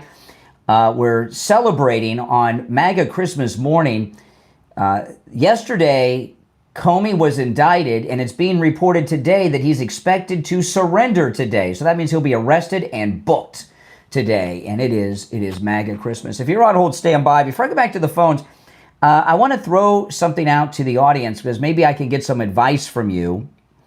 You know, I'm going back to church this weekend, and tomorrow on Saturday, I'm going to confession because I have not been to church in person in years, and I have not been to confession in a long time. And to receive Holy Communion, I have to go to confession. And it's been so long since I've been to confession, I had forgotten how to do it. So I watched a whole bunch of videos online. There's a lot of priests that have big YouTube channels, and they tell you how to do a confession. But I don't know, and maybe some of you could give me some advice on this. You know, when the priest asks me how long since my last confession, I'm not exactly sure of how long, but I'm going to tell him it's been 5 to 7 years since my last confession. And there's no way that I could tell the priest all of the sins of the last 5 to 7 years and do a proper confession because it's been so many years. So I'm supposed to go every week, which I think I'm going to start doing. My plan is to go back to church at least once a week. What do you do? Does anyone know, any other Catholics out there? It's been many years since your last confession. There's no way you could list all that. You've forgotten about a lot of the sins, right? So what do you do after many years and you go to confession so that you get absolved of all your sins? You understand what I mean? So if anybody knows how to do that, let me know, okay? Because, oh man, I don't know how many Hail Marys I'm going to have to do. But it may be more than ever because it's been so long. All right, let's go. Our number 888-465-2631. You're on the air. What's your name? Where are you calling from? Yeah, this is Karen. Hey, Karen. And I'm in D.C. Oh. Okay, so I know what's going on. Okay, hold on. Let me turn down the show. Yes. I wanted to say... All right, let's go. Hold on a minute. I'm a little sleepy, so you've got to. I can understand. You probably get very little sleep with those birds. Oh my goodness. Oh yeah. Sorry about that. The birds are the worst pet to have. Yeah, I know. Let me get out of the bird room. There's nothing worse than having a neighbor with birds too. Oh. Oh yeah, my neighbor has birds, and they sound like clucking chickens. Oh boy. It's absolutely. And the thing is, I'm in D.C. Okay, why don't they move out to Durwood or something and live on a farm? Yeah, I don't know. Yeah. But all right. So anyway, what's on your mind, Karen in D.C.? Pam Bondi. Okay. Now I'm not going to be nice about this, but I'll try to be. I cannot believe that this is almost October, and Pam Bondi still has that job. I thought Trump was going to fire her 7 months ago. Yeah. Okay? Because I think she's totally incompetent. I don't think she knows what she's doing. But I think that President Trump has a soft spot in his heart for intelligent, attractive women. Well, okay, I'm not going to disagree with that, but I don't think he wants to fire anyone from the administration. I think he wants to keep everyone in place. He doesn't want to cause the press to have anything to go with. Right, and that's the problem. I think the president has a problem with firing people who are not working in his favor. Mm-hmm. And Pam, it was obvious to me, because I live in D.C. and I know what's going on. I know how people here operate. It was obvious to me from the very beginning that she didn't know what she was doing. Every time she read that script, from the beginning with Elon Musk, when people were burning the Teslas. I'm gonna give you 100. Hold on a second. You are 100%, I think, correct on that. And I was talking to my wife the other day, and she was our attorney general for 8 years, and I can't think of anything she did in those 8 years here in Florida. You know what I mean? Well, wait a minute. Yeah. Are you saying she didn't do anything in Florida when she was attorney general? Well, what I'm saying is I can't remember anything she did. So that means she didn't do anything memorable, right? She didn't do anything memorable. She reads a script. She did this. Every time she comes after somebody, she does this press conference and she says the same thing.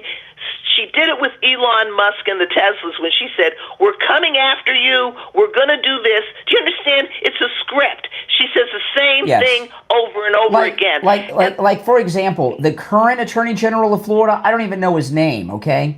This guy's spectacular. He's the one. DeSantis has tried to take credit for it, but it's not. The Attorney General that we currently have in Florida, whose name I can't remember, has done two things that everybody will remember. He was the one who came up with the idea for Alligator Alcatraz, and he made the first video about it on an airboat in the Everglades, and he came up with the name Alligator Alcatraz. And he also gave us open carry, which went into effect yesterday in Florida. And I'm just telling you that 8 years of Pam Bondi as our Attorney General, for me not to have a memory of one thing she did, she didn't do anything memorable. So I think she's gotten by on her good looks. She's gotten by on her looks. She's incompetent. She's so stupid. And the thing that I hate is that, look, I hate to say this, okay, but I wish President Trump would just get rid of her and just get, what's the girl's name, Lindsey Halligan? Yeah. Look, how on earth did Lindsey Halligan do in 24 hours what Pam Bondi couldn't do in 8 months? Yeah. How the heck did that happen? And not only that, Lindsey argued the case to the grand jury personally, too. That blew me away. She was ready to go on day one. I swear to God, I wish President Trump were listening to this radio program. No, he does President sometimes. Trump, he does sometimes. Get rid of Pam Bondi. But you know what, Karen, let me tell you, okay? I'm not disagreeing with you, okay? I agree with you on your analysis is spot on. But one of the there's a couple of reasons I think President Trump doesn't want to get rid of people. One is it gives the press some illusion of scale. But the other thing is, if you're mad at someone and they're still working for you, you have control of them, right? You fire them, they're going to be on every show trashing you, possibly, for the next couple of years, which is counterproductive. And it seems like she's been bypassed. And there's no way that Pam Bondi is not hating Lindsey. She's got to be hating her. Well, I don't care if she hates her. And the thing is, President Trump needs to have fire Bondi, have her sign a non-disclosure statement clearly stating that she cannot go to the press after she's fired. And if she does, she'll be sued. How would you get her to sign that? Well, just sign it. Sign a non-disclosure agreement. Why would she do that? Why would someone you're firing do that? You know, they do it at the corporate level because you're giving them a big golden parachute. You're giving them a big check. How do you get somebody in the government to do that? Okay, I'll tell you a little secret. You know who can get her to do it? Who? You want to know who can get her to do it? Who? Steve Miller. Yeah, probably. Stephen Miller will get her to do it. Yeah. Okay? Mm-hmm. It's no problem. She's too stupid not to do it. Yeah. I'm so sick of hearing that script. We will come after you. We will do this. We will do that. You know what? She almost made Elon Musk go bankrupt. He lost so much money because Pam Bondi did nothing to all those people who were burning up those Teslas. Yeah. All right, Karen in DC, I agree. You're a good caller. All right, we'll talk soon. All right, take care. I'll take another call. What the heck? You're on the air. What's your name? Where are you calling from? Good morning. This is Paul from Delray. Hey, Paul. What's up? It's all good. In your question about confession, I was in that exact same position. Oh, great. When my daughter... Excuse me? Yeah, good. I could use the advice. So tell me what you did. Okay, great. I went to the priest. I popped into the booth. I said, "Bless me, Father, for I have sinned. It's been about 15 or 16 years since my last confession." And I didn't know what to say after that, but he replied, "Oh, that's wonderful. It's nice to have you here." And then he said, "Well, what are your sins?" And I was stumped because I really didn't go because I had sins. I went because I wanted to get in touch with God. Yeah. So he sort of like left me like, well, like, Jesus, everybody sins. Yeah. And I'm saying, I didn't want to be reprimanded on any sins. I was coming to get in touch with God. So he left me with, it's very nice. It's a good thing. And I really left confession without really getting in touch with God, which I needed to do. He didn't absolve you of the sins? You didn't have to do any Hail Marys? Oh, my goodness. No, not at all, because it wasn't like that. You didn't confess. You didn't confess. Because you didn't confess. You went to confessional but didn't confess. Exactly, but I didn't know how to confess, saying I needed to reach God. Well, that doesn't help me. I'm going to tell the priest it's been 5 to 7 years since my last confession, and there's no way I could remember all the sins from all those years ago. So I can tell you some recent ones, but how do I get absolved of those old ones I've forgotten about, right? That's my concern. All right, appreciate the call. Take care. If you're on hold, stand by. Oh man, our number is toll free 888-465-2631. 888-465-2631. I want to talk about Mike Lindell and MyPillow. Mike Lindell at MyPillow, he has his closeout sale of the year, his 3-in-1 sale. The percale sheets, any size, any color, just $29.98. That includes the king sizes. The 6-piece MyPillow towel set is in stock at an incredibly low price.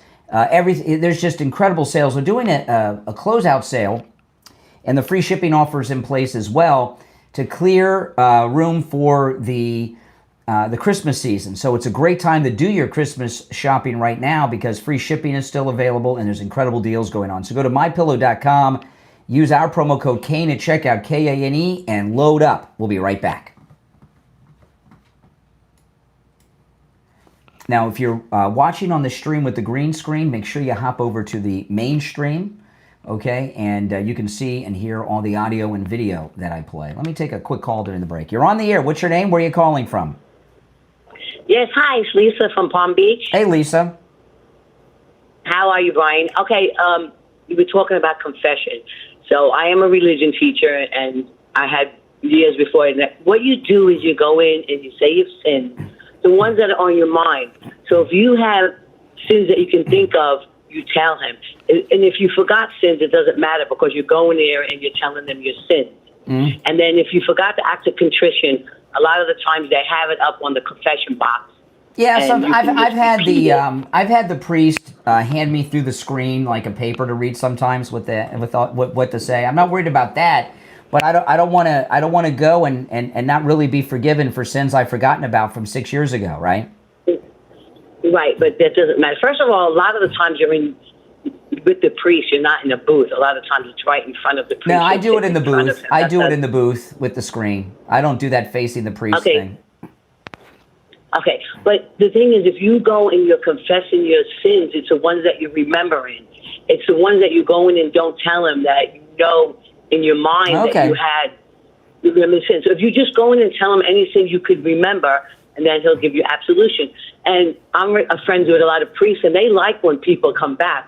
Just like the story with the lost sheep, Jesus will take you back first. Yeah. So the priests love when people come back to church.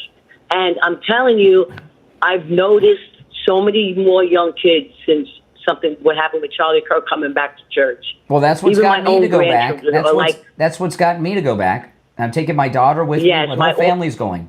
Yes.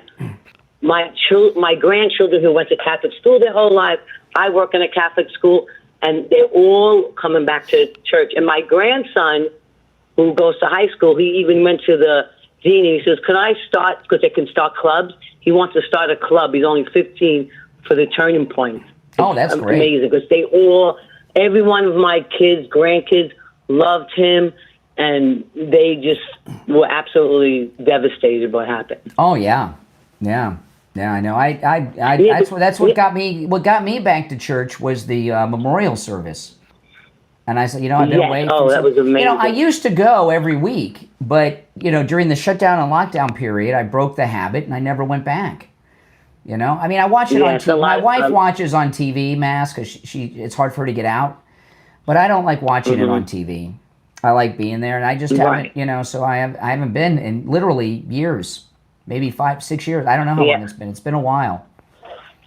You'll be fine, and then once you leave confession, you feel you feel so good. Yeah, afterwards. You do. I left for a little while too, and it was years, and then I've been back for a long time. All right, well, listen, I gotta go. We're coming back, but I appreciate the advice. God bless you. All right, if you're on hold, hang in there.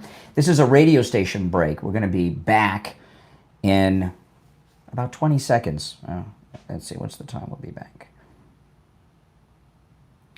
Okay, yep. Okay, 15 seconds. We'll be back. Oh, man. Very exciting, huh? You guys excited? I'm excited. All right, welcome back, everyone. I'm Brian Craig. It is MAGA Christmas morning. Comey indicted yesterday. News reports say he's expected to surrender sometime today. So we're getting that means surrender means you're getting arrested. I really hope there's a mugshot. They don't always do mugshots at the federal level, but I think this one's important. What Comey has done is beyond lying to Congress. You get these guys on what you can get them on. Okay? What he's been involved in is a decade-long coup against the President of the United States. And I really believe that, Lindsey that he brought in, who just came in like in a day and got this indictment, with the assassination of Charlie Kirk and then what happened in Dallas with this other Democrat lunatic, I believe the president has given the word to the cabinet. These people cannot get back in power. We got to bring these people to justice so they're exposed. These are really evil people. And so much of what President Trump is doing is important. But I think the number one most important thing to do right now is to bring these evildoer coup conspirators to justice, or the cycle will just continue with the next MAGA president who won't have the power and unlimited resources and independence that President Trump has. There's another if you're on hold, hang in there, and it is open phones. You're welcome to call in about any and everything on your mind at 888-465-2631, 888-465-2631. It is Open MAGA Mike Friday, open phones, and on Friday you can call in about any and everything on your mind. You don't have to talk about what we're talking about at all. The show prep is up to you and the listening audience. However, this story that Pete Hegseth, the War Secretary, the Secretary of War, has summoned the top generals and admirals from around the world to this meeting at the War Department. I love calling it the War Department. What are your thoughts on that, guys? What do you think that is all about? To me, it's got to be about one of two things. One, he's going to fire a whole bunch of them. Because Pete Hegseth has talked about reducing that there's too many flag officers in the military. That's one. But the other one, and that's a good thing, the other one And I don't know if he would do that at a meeting. Right? Would he summon them all there to fire a bunch of them? I don't know about that. He could. As far as I know, this has never been done before. But there's one other reason that he would, and these are generals and admirals, and these are top commanders worldwide have been summoned to Washington for this meeting. The only other one I could think of is we're going to war with Russia. And I hope that's not the case. Are there any other reasons that I'm missing? Because those are the two main ones that I can think of.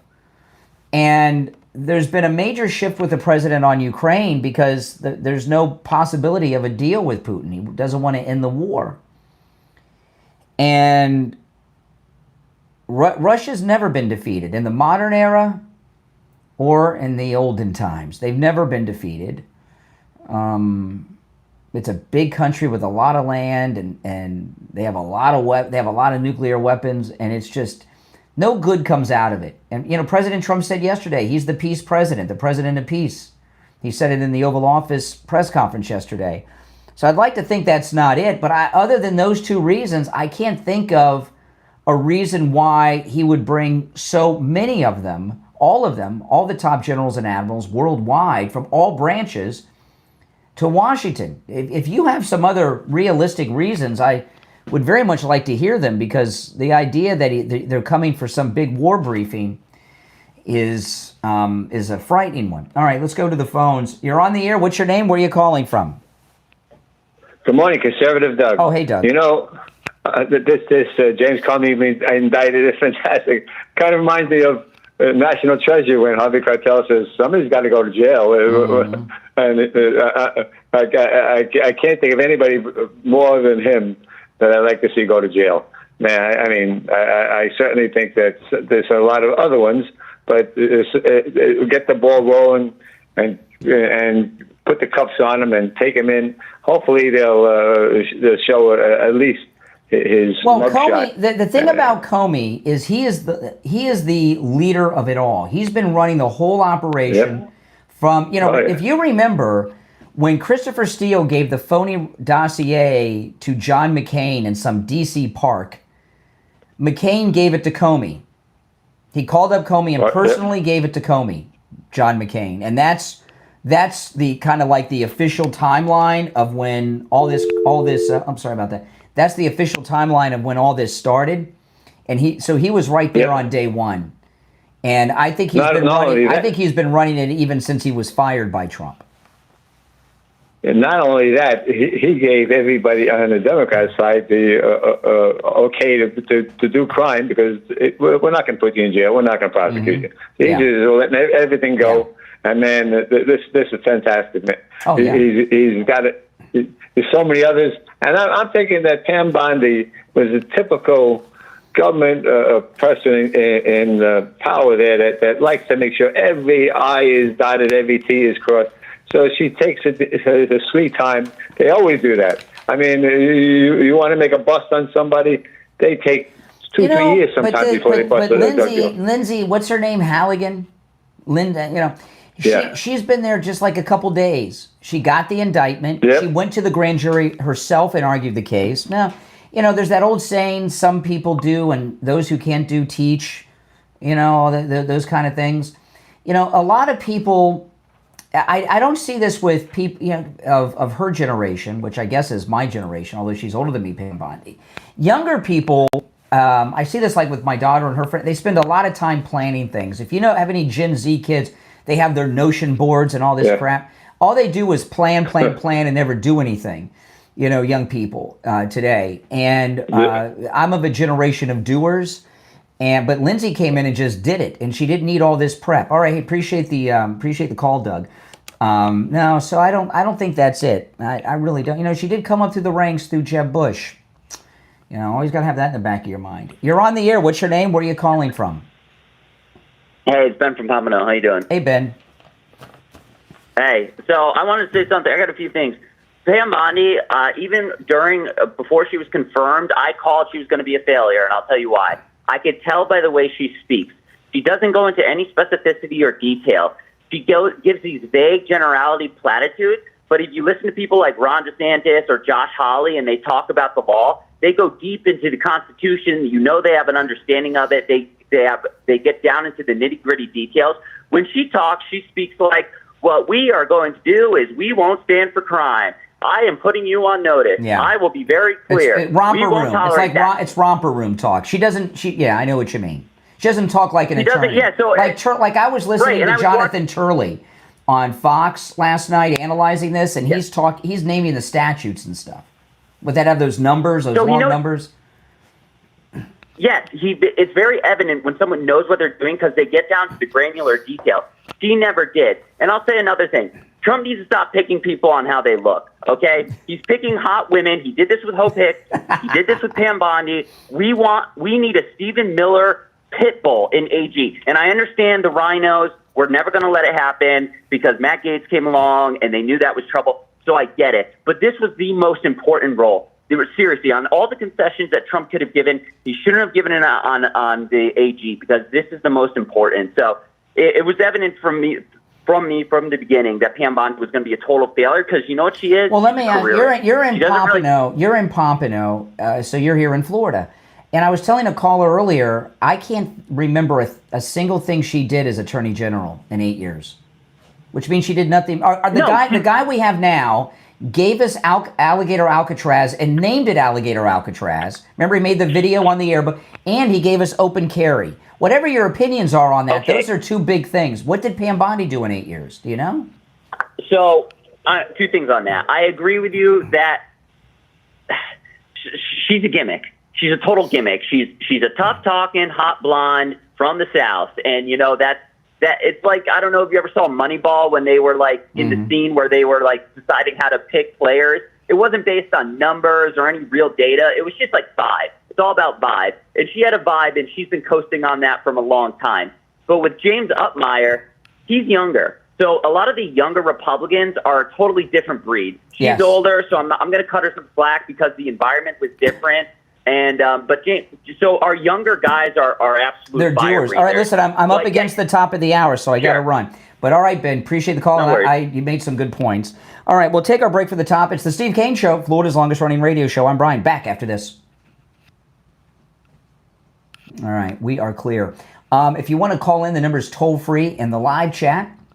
And of course, guys, don't forget this expansion of the 4-hour morning show, my afternoon show, my weekend all brought to you by Mike Lindell at MyPillow. So it's important for you to let Mike Lindell know that his support is well-spent support. And he just gave me this TV commercial he did for us this week. So go to MyPillow.com. Use my promo code Kane at checkout, Kane.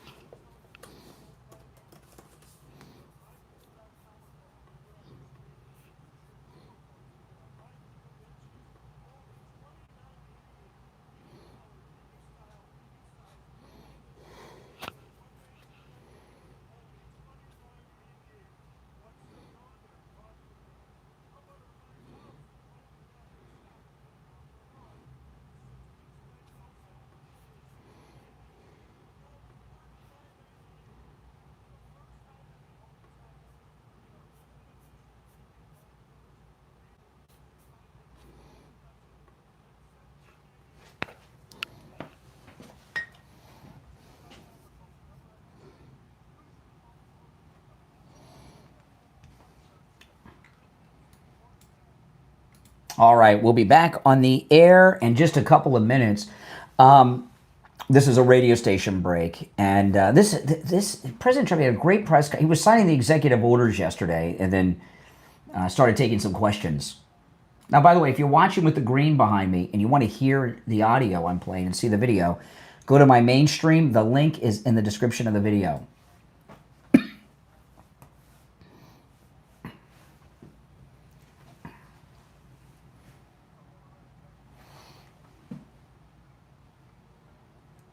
See, this is a reporter's asking him about the generals and admirals being summoned to D.C.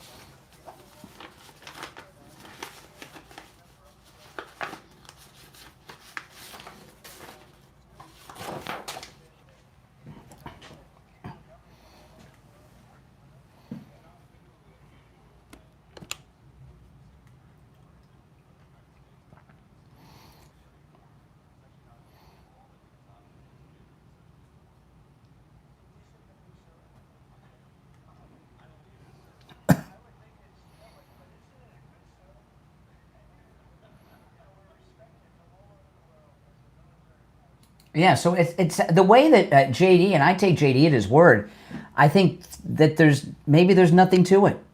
Maybe he just wants to meet them, right? And it's easier to have them all come to him. I don't know. What do you guys think? Does it sound like a big nothing burger, that it's a big deal is being made out of something that's not a big deal?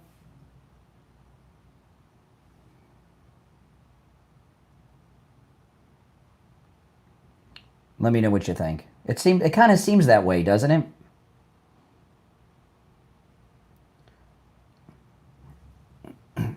We'll be back in less than a minute. If you're on hold, hang in there. The way that JD and the president are acting, it doesn't sound like, I don't sense any, the president never lies, right? And so I don't feel any, but they have to hide things because of, top secret things and everything else. But I don't sense any deception there, do you? Mm-mm.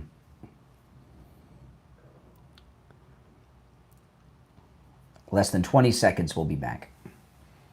That's just me.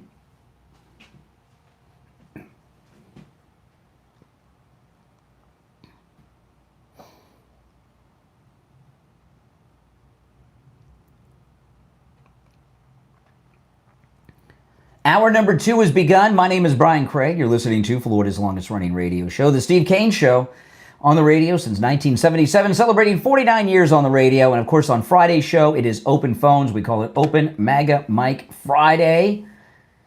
And on Open MAGA Mike Friday, you're welcome to call in about any and everything on your mind. The show prep's up to you guys. Although I brought up a lot so far on the show, and hopefully you're interested enough in the things I brought up to comment on those as well. But you don't have to.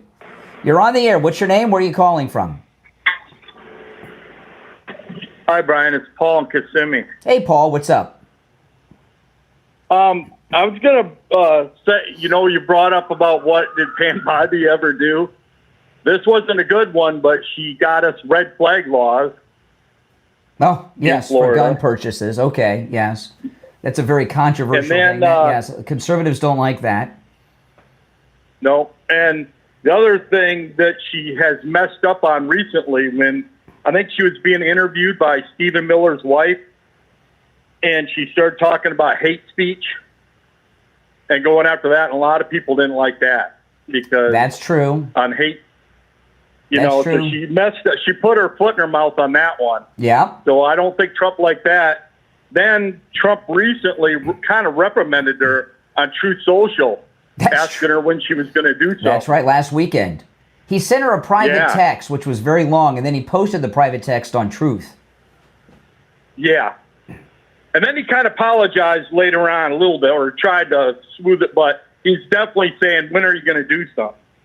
Yeah, that's very true. Then, that's very true. And then could I bring up something more about the other thing that really surprised me, and I agree with you, is how they talked about you have talked about President Obama and how we're never really going to be able to indict him. He's a president. Mm-hmm. But if you listen to Trump the other day, he sounds like he's going after Obama. It does, doesn't it? They can. Let me tell you what's realistic. Okay. It's realistic. And now again, anything is possible. There was a major coup that went on here, and it's been going on for a decade against President Trump. Okay. And it's much deeper and severe than I think the general population realized. But him not just being a president, but being the first black president gives him some protection. He could become an unindicted co-conspirator of all these people, Yeah, it's complicated, like you said. He's the first of something. Yeah. So it's really touchy subject. Mm-hmm. And it really could inspire the left to get inspired.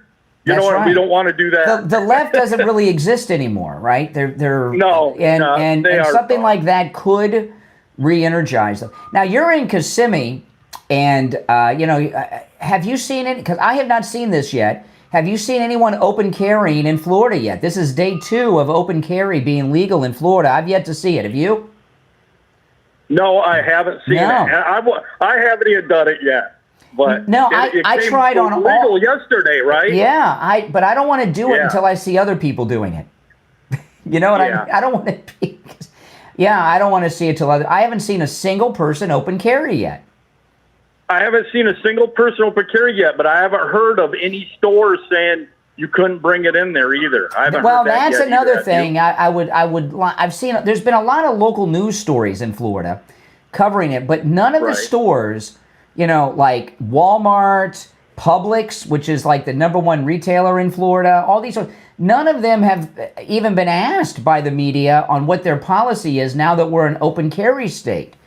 And the malls, I'd like to know the answer to these questions before I start open carrying. It's just crazy how big a deal some people are making it. Like I said, 46 other states have been doing this for a long time.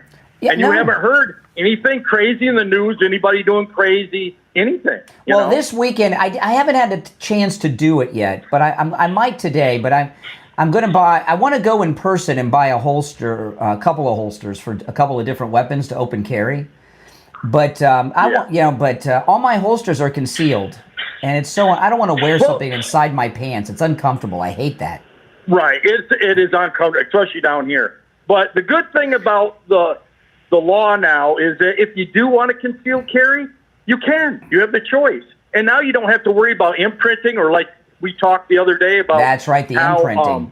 How you're under the discretion of a police officer, what they decide. Well, you don't have to worry about that now. But I can't believe that not one of these media people, because every local news station in Florida has been covering this, none of them have gone to Publix and said, which is headquartered in Lakeland. And what's the policy at Publix with open carry? Can I go to Publix and get a Publix sub today for lunch with my Glock on? I'm serious. Oh, you know what? I forgot last week when it was announced that you couldn't open carry, right? Yeah. A week. Well, it was probably about 5 days. I forgot. One of my coworkers said he open carried in Publix. Oh, yeah, really? I forgot about that. Yeah, and what? Yes, and nobody said anything to him. He got some dirty looks, he said, but nobody said anything. So I forgot about that. They might have thought he was a cop, because until the last couple days, it hasn't been in the news too much. Maybe they thought he was a cop. Yeah, I didn't think it was smart because even though the sheriff said they weren't going to go after anybody, I wanted to wait till Thursday. I don't trust these sheriffs. No, I'm not. I wasn't waiting. It's up to the discretion. I'm not messing around with that. But I don't want to be the first. Yeah, and I live in a big Democrat county. And I want to know, if I go to Chipotle, can I open carry when I go to get a burrito bowl? I want to know. Exactly. Mm-hmm. They should give us a list. The store should come out and say so we know. Well, I'll tell you, any store or mall, like I know the local mall does not allow any type of weapons, even concealed, okay? Right. Simon Malls, which owns basically all the malls I would go to. But any business that lets it be known that open carry is welcome are going to be overrun with business. People want to go to your business if they can open carry there. I'm thinking that's why a lot of them have been silent. I don't think they want to lose business. They would gain business. If exactly. they announced, but they'll lose business if they say they don't want it, though. If Publix announced that open carry is okay in their stores, there'd be a Publix right now. If you go in there, I don't go in there too often because we do the Instacart. You go in there, it's a ghost town because people are doing the Instacart. Yeah. So when they're losing money because you don't have any impulse buying. If Publix lets it be known that open carry is okay in their stores would be filled with people who want to open carry, and they'll go there and they'll do impulse buying. It's a big economic boom to any business. Yeah, you're 100% right. Yeah. All right, take care. Appreciate the call. Have a great day. Bye. All right, take care. All right, let's go. You're on the air. What's your name? Where are you calling from? You're on the air. What's your name? Where are you calling from? Once, twice. All right, you missed out. The rest of you want to hold stand by because we're up against a break. It is open phones. Let me take one more call. You're on the air. What's your name? Where are you calling from? Hello? Yes, you're on the air. The mask lady. Oh, hey, Louise. Boca? Yep, Louise the mask lady. Good morning. Yes. Yeah, Louise the mask lady. I think it's horrible, the open carry. Now I have to go out and feel I'm in the Wild West. I don't know how other women feel. You should feel but safe. I would be scared. I'm scared to death. I would be scared to death. Why? Why? I mean, go around seeing people with guns and holsters. Well, they probably, Louise, they probably already have them. They're just concealed and you don't know it.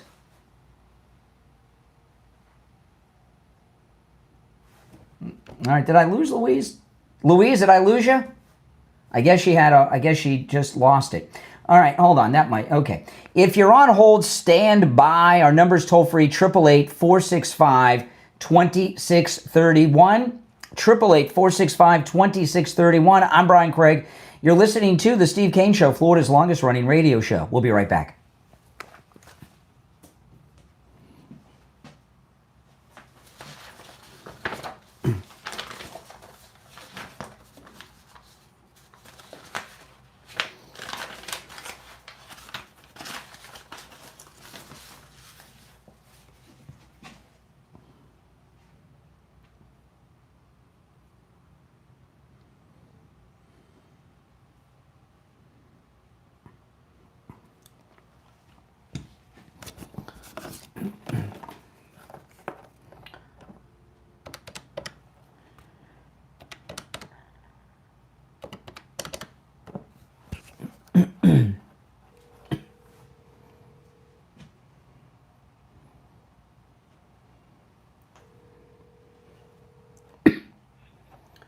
Hey, it's Brian.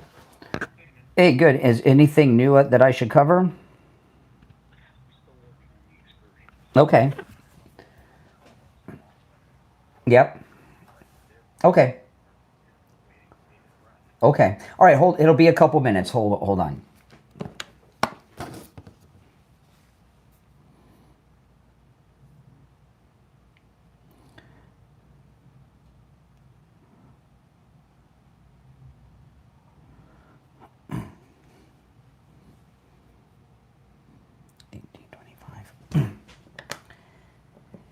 Ian, we're in break, but everyone watching on YouTube can hear. So just so you know, but we'll do it. We'll continue when we get back on the air in a couple minutes on the radio. But Ian from Cruise and Travel Depot, who handles all our cruises. Hold on, Ian. Let me put a couple people on. Is on the line, and we're gonna after the break. My phones are ringing off the hook. Hold on, Ian. After the break, we're gonna talk a little bit more about the cruise. But Ian, I mean, around half the people that come on the cruise are people from my podcast and YouTube, right? Absolutely. Yeah. So when you come on our cruise, we got our 10th annual one coming up in March, our 10th annual MAGA cruise. You're going to meet a lot of the people that you hear on the phones and see in the chat rooms that come from all over the country. And remember, when you're coming in from another part of the country, Ian will hook you up with hotel stay and airfare and everything too. Oh, yeah. Yeah, we're soup to nuts. We're a concierge agency. That's right. Yeah. I mean, yeah. So we'll be back. Yeah, this recorded break's a little long. Hold on. Yeah, we got a couple minutes. But, you know, we had a change in destination. The cruise line, they changed the destination for the whole year with the ship we're going on. And I was so excited because we're going back to San Juan, Puerto Rico, which I think San Juan is by far the best destination in the Caribbean because, well, it's U.S. territory, but the San Juan, it's like stepping back in time to Pirates of the Caribbean without the pirates, right? I mean, they got the cobblestone streets and everything. It's super cool. Oh, yeah. You have the whole colonial era old San Juan. People have the wrong idea about that port. It's really, really cool. The streets are really old and, you know, all those little bars and restaurants. It's really cool. And yeah, hold on. I'm going to put you on hold again. Hold on. Phones are ringing off the hook. Yeah, and we can't announce it yet, but we're planning an event in San Juan that'll be one you'll remember for the rest of your life. I mean, this is going to be.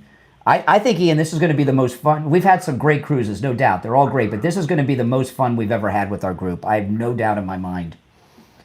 It's so hard to top it every year, but we still manage to, right? Yeah, that's right. All right, we're coming back in 20 seconds. I'll give you guys Ian's number when we're on the radio. So if you're on hold, hang in there. Oh, man. All right, here we go. 10 seconds. Okay.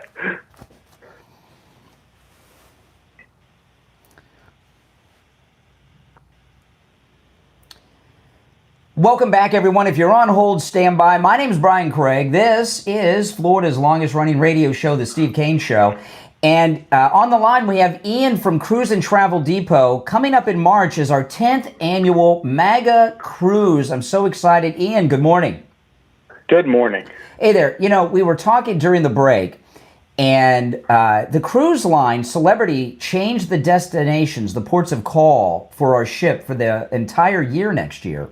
And I was so excited because we're going to San Juan, Puerto Rico, which I keep is one of our 3 destinations. And I always tell people that is the my favorite destination in all of the Caribbean to go to. But we have been making plans for we can't, because of the destination chart change and everything, we can't announce the specifics yet. But we have, Ian, we have come up with, well, you're the travel agent. I'm taking credit for your work. But you've come up with not only an itinerary and our ports of call with excursions. We're doing things differently on board the ship in a way we've never done before.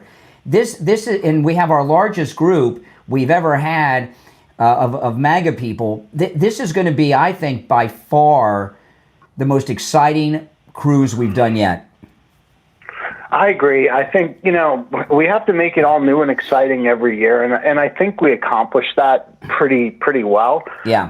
For people who come every year and for people who are new to the group, the experience, the group camaraderie, the sense that we're a cruise family is really just such a highlight. This is such a wonderful group, actually. And after this will be our 10th cruise, our 10th annual cruise.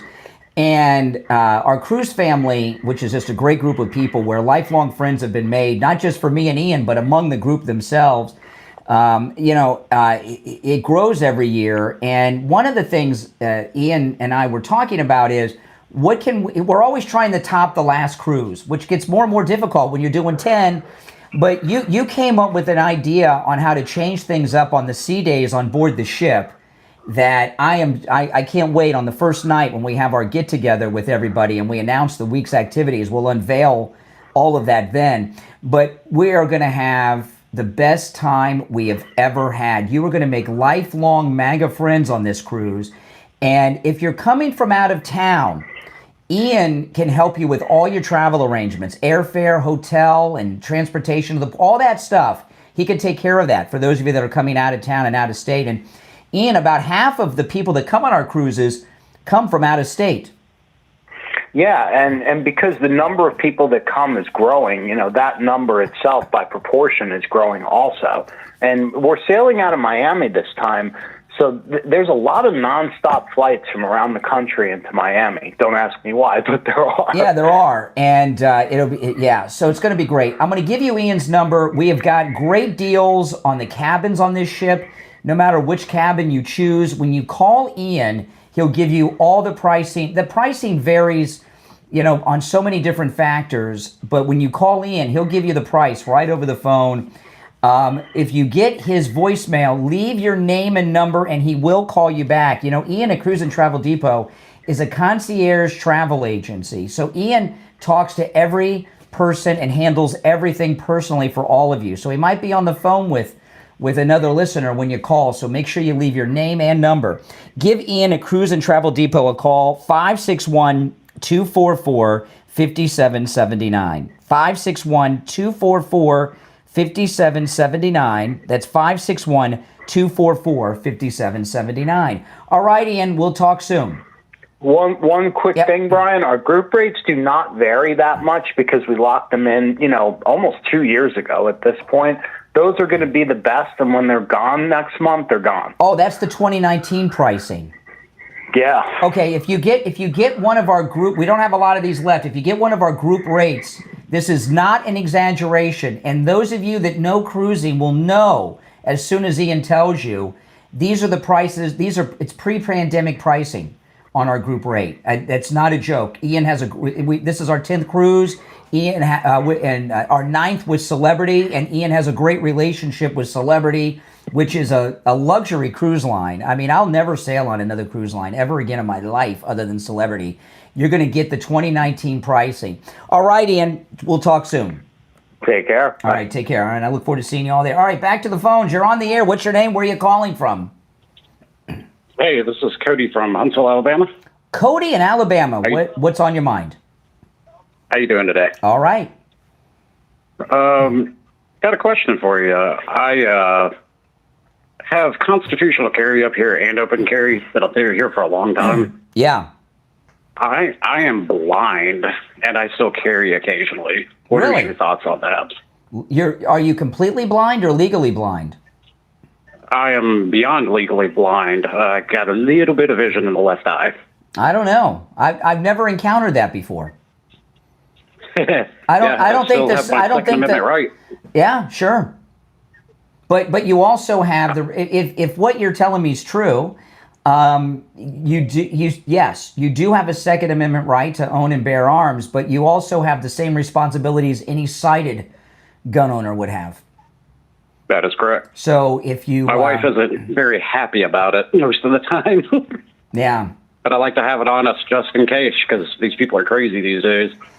Well, I don't know. I mean, that seems a little strange to me. I wouldn't recommend that you carry. That seems crazy to me. I mean, how do you aim? Even for close up? Yeah. Like if somebody were to grab me, stuff like that? I mean, do you have any vision at all, or are you completely blind? No, I do have a little bit of vision, but right eye is completely dead. Left eye is still got. What is basically, I'm at like 2600. Oh no, you can that can help up close. I don't know. You have some vision up close. Is it correctable with glasses at all? It only slightly helps it with glasses. I don't know. Okay. Well, it sounds like up close you're okay, but remember what Spider-Man says, right? Oh yeah. With great power comes great responsibility. So if you are, That's right. So if you're a legally blind man who's packing a gun, which I would not recommend, you've got the responsibility. All right, take care. All right, let's go. You're on the air. What's your name? Where are you calling from? Brian, you lost me. Oh, I lost you. Okay, Louise. All right. But what was your response? I wonder how other women feel. You don't know. If I forgot what my response. But this is what I told you. Okay, this is what I said to you. You're already going places that have lots of people packing guns. They're just concealed and you don't know it.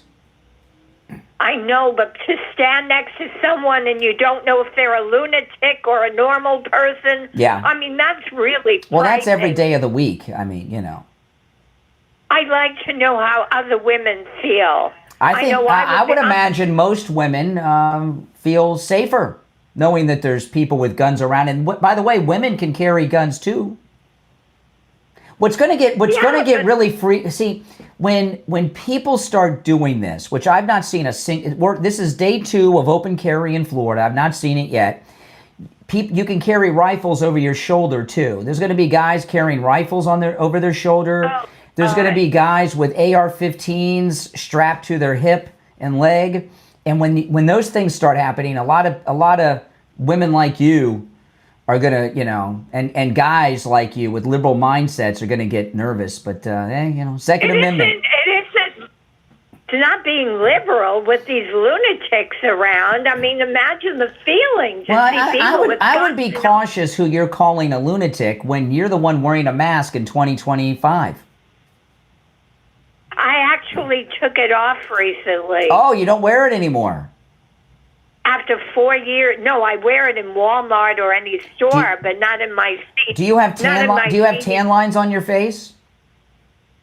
I'm sorry, no, I don't. How'd you avoid getting tan lines on your face wearing that mask all these years in Florida? No, if I was outside, I didn't wear it outside. I see. All right. Okay. All right. Okay. You're on the air. What's your name? Where are you calling from? You're on the air. Okay, that's good. You're on the air. What's your name? Where are you calling from? Hello, Wendy from Michigan. Hey, Wendy, what's on your mind? Well, I just want to remind people, it ain't the good people that carry guns that's the problem. It's the bad people that don't follow the laws that's the problem. There was a lady, she was in a gun-free zone. She had a gun. She didn't bring it in because it was a gun-free zone, and the criminal came in there and shot people up. If she'd have had her gun, she could have stopped him, but she followed the rules because she's everyone should follow. No. Those aren't rules. Those are the laws. You've got to follow the laws. Well, yeah, she followed her gun-free law. She couldn't go in the store with the gun. She didn't go in there with her gun. She left it in her vehicle, and the criminals don't follow criminals laws. Don't. He came in there with the gun. Criminals don't obey the law. That's true. But here's the right, and that's the people that they need to be afraid of. It isn't the good law-abiding people, so nobody should be freaking out. A couple things. One, there are some wannabe cops. Okay. And I understand and you got those kind of guys. RoboCop. Yeah, some of those guys, the type of person that volunteers to run the neighborhood watch in your community. Those kind of guys sometimes can get they can think they're a cop and the little vigilantes. Yeah. But the other thing, I mean, in general, the law-abiding. The other thing is, now you're in Michigan, I'm in Florida. Wherever the federal laws say you can't carry guns, you still cannot.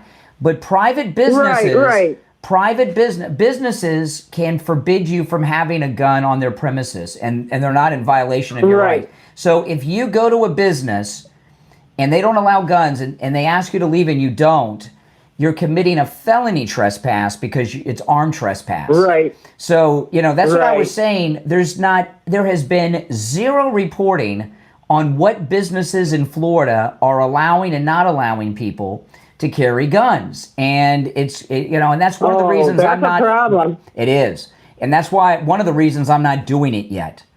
We need to know. But we don't have reporters anymore. They're all plagiarists who just copy and paste everybody else's stories and regurgitate them. But I know. No. That's why I listen to you, because at least you come out with some truth. That's right. You have a wonderful day and a blessed day. You too. All right, take care. We'll take our bottom of the hour break and be right back. Yeah, you guys know what I mean. If you're new, welcome. This is where MAGA comes to talk. If you're watching on the stream with the green behind me, if you want to see and hear the audio and video I play, go to my main stream here on my YouTube channel.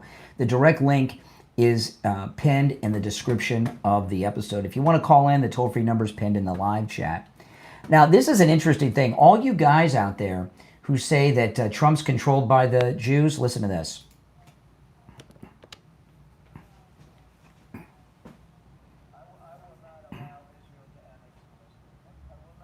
Hear that?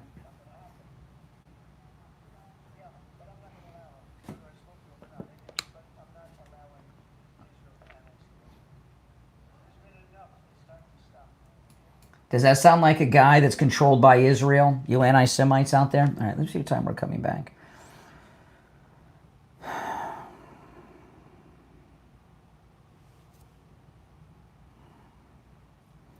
All right. Okay. All right, I'll take a call. We got time to take a call. You're on the air. What's your name? Where are you calling from? Good morning. Hi. How you doing? This is Maria from Florida. Hey, Maria. How you doing? I'm good. How you doing? Great. Thank you. Okay. I was calling this morning. I did, because I was tuning into it yesterday to see was Jane Comey going to be indicted, and thank God he is. Oh, thank God he is. And today it's being reported he's going to surrender today, so he'll be arrested today, according to news reports. Yeah. Thank God, because that guy, man, he sure got it bad. Oh yeah, they all got it bad. And it's just so sad that they got away with this long. But hopefully, we have a judge that can literally lay down the law on him and don't allow him to escape jail time, because he need to go to jail. Oh yeah, I can't wait. I hope we get the mug shot. A mug shot. Yeah, me too. I'm waiting for it because I'm definitely going to take pictures of it. Let me ask you, Maria, where do you listen to the show? Do you listen online or on the radio? I listen to it on my phone. It's basically mostly I be listening to it on the radio. You know, on YouTube. I always be on YouTube, and then when I'm out walking in the morning time, I listen to it. You know, on my phone because I be out. Are you walking doing my little round? Are you listening on my YouTube channel or iHeartRadio? No, on the YouTube channel. Oh, okay. I'm just wondering. Wondering. Doing a little survey. Okay. Yeah, we're adding a really big station is about to carry the program. And I can't tell you yet though. They told me the station, the frequency, but I'm not allowed to tell you. I checked yesterday because I'm dying to tell you guys, but for our South Florida listeners. All right, appreciate it, the call, Maria. All right, take care. All right, if you're on hold, stand by. We'll be back in just about a minute. Okay.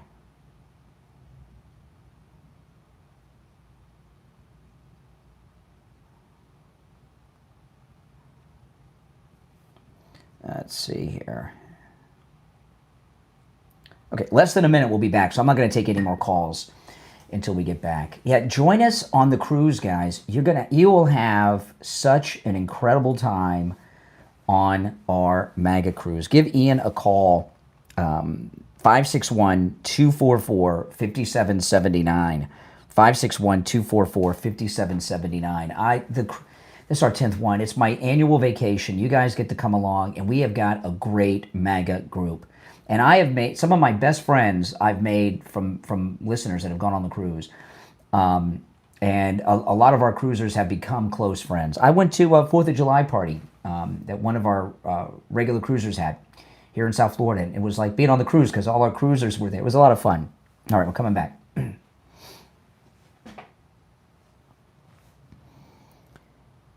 Welcome back, everyone. I'm Brian. It's the Steve Kane Show. All right, let's take some more calls. You're on the air. What's your name? Where are you calling from? Now, here we go. You're on the air once, twice. All right. If you're on hold, stand by. I want to share this clip. President Trump, he had this signing ceremony of executive orders yesterday, and he did sign that order on Antifa, which was a great thing. And there was a press conference. And one of the things that these Trump haters keep saying is that he's controlled by Israel. What they really mean is he's controlled by the Jews. I want to play this clip. Of course, those are absurd anti-Semitic claims. Does this sound like a president who's controlled by Israel, controlled by the Jews? Listen, this is yesterday.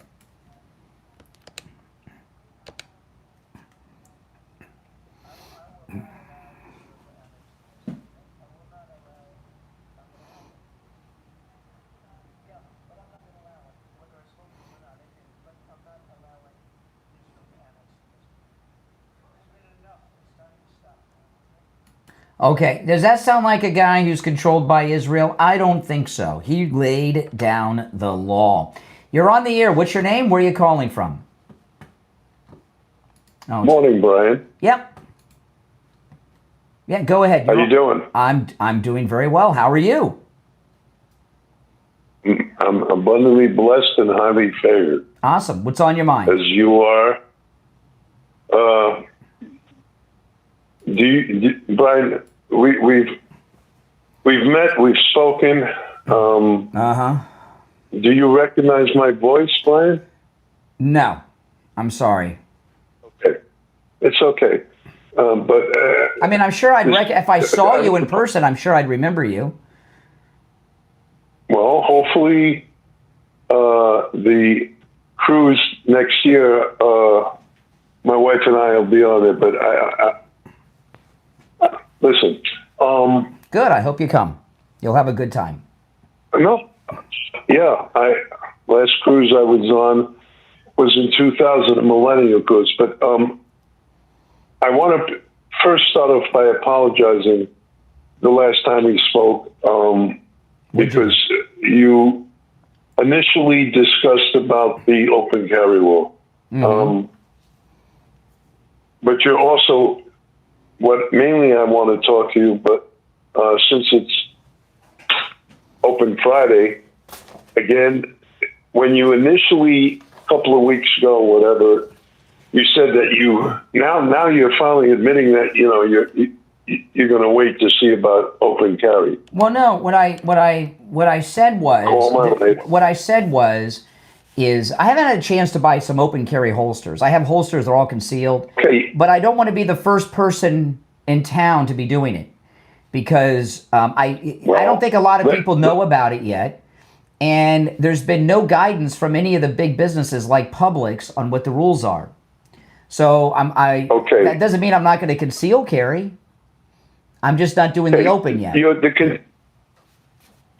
But you carry a D license, correct? I'm not answering any of those kind of personal questions. No, and I respect that, Brian. I was born and raised in New York, a blue state. When I've had my own business. I've worked corporate. The last 30 years of living in New York. Oh yeah, I remember your call before. I remember the last time we talked. You're a nice guy. You rambled a long time and didn't say anything. And I told you, I said if Steve was listening, I'm going to get chewed out. Brian, you gotta get down to what you want to say and spit it out. Okay, let's not even talk about the gun law. Just say what you got on your mind and spit it out. You asked a question because sometimes we overcomplicate the simplest thing. As of today, you're asking your callers because you're a Catholic. I'm a Jew. Yeah. I devoted my life to Christ. Oh, good. 21 years ago. You're talking that you've been away from church. Yes. And you're a little concerned how to repent for your sins. No. I said I'm going to confessional. I've not been to confessional in about 6 or 7 years, and I don't know how. I've sinned times I've forgotten about in all those years, and I want to make sure that I'm absolved for even the things I've forgotten about after so many years. That's what I'm talking about. But you got to get to the point, because I mean, you're a nice guy, but you're gonna bore people to death. It's not about being a nice guy, Brian. Yeah, but you're complicating God. Okay. You're complicating God. God is all encompassing. You don't like the Catholic. You don't like the Catholic confession in the Catholic Church. Oh, that's not true. I don't judge. But you God are. God is always there, Brian. Who said he wasn't? You don't church. What? Who said he wasn't? I didn't say God. I said he's here. He's here. When two or more are gathered, Brian, he's with us. Correct. The church, a synagogue. Yeah. I'm an identical twin. I had a twin bar mitzvah. Okay. Hey, listen, I'm gonna move on, but I like this guy, but he doesn't say much. He rambles. You're on the air. What's your name? Where are you calling from? Hey, what's up? This is Chris. I'm from Missouri. Chris, what's on your mind? Wanted to know what you thought about the government shutdown that might be happening pretty soon. Really haven't thought about it too much. Today, you may not be aware of this, but do you know that every Friday at 5 p.m., every week of the year, the government shuts down every weekend? Did you know that? Okay. Yeah, but you know what I mean. No, do you know that every holiday, every Christmas, Memorial Day, Martin Luther King Day, the government shuts down all the time? Yeah, I know, as a joke, sure, but we're no, it's not a joke. It's every Friday at 5, the government shuts down until Monday morning. Every week. Right, but that's not because they're running out of a budget. We're running out of a budget soon. I just wanted to know what you thought about the continuing resolution. The reason you're concerned about it is because you don't understand what it means when there's a government shutdown. When they call it a government shutdown, what happens when the government, if they don't come to a budget agreement with these Democrat lunatics, what happens if the government shuts down? The most unessential government facilities shut down, essential facilities air traffic, airports. No. I didn't ask you what stays open. if they have a government shutdown, how will I notice it? What will change in my life? What will change in your life? How would I notice it? I'm not sure, but for me, I work for the federal government, so I don't have a job. Oh. Yeah. So it's concerning for somebody what do you do for the federal government? What's your job? Post office. You're a mailman? Well, yeah. It doesn't matter if I'm a mailman or not. It's still my job. The post office doesn't shut down during a government shutdown. It's an essential service. You'll be working.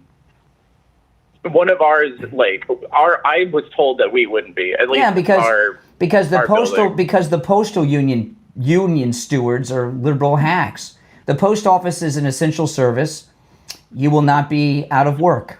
You will continue to work. The mail will still be delivered and processed. Well, so let's say even my job. Let's say my job stays open. There are still a lot of places where a lot of people are going to not have paychecks. Like, for example, I have people who work at an IRS facility, and they're not considered essential, especially because what we believe is going to happen is there's going to be a large round of firings. The president has said that he may use, if they shut down the government, he may do a bunch of layoffs then.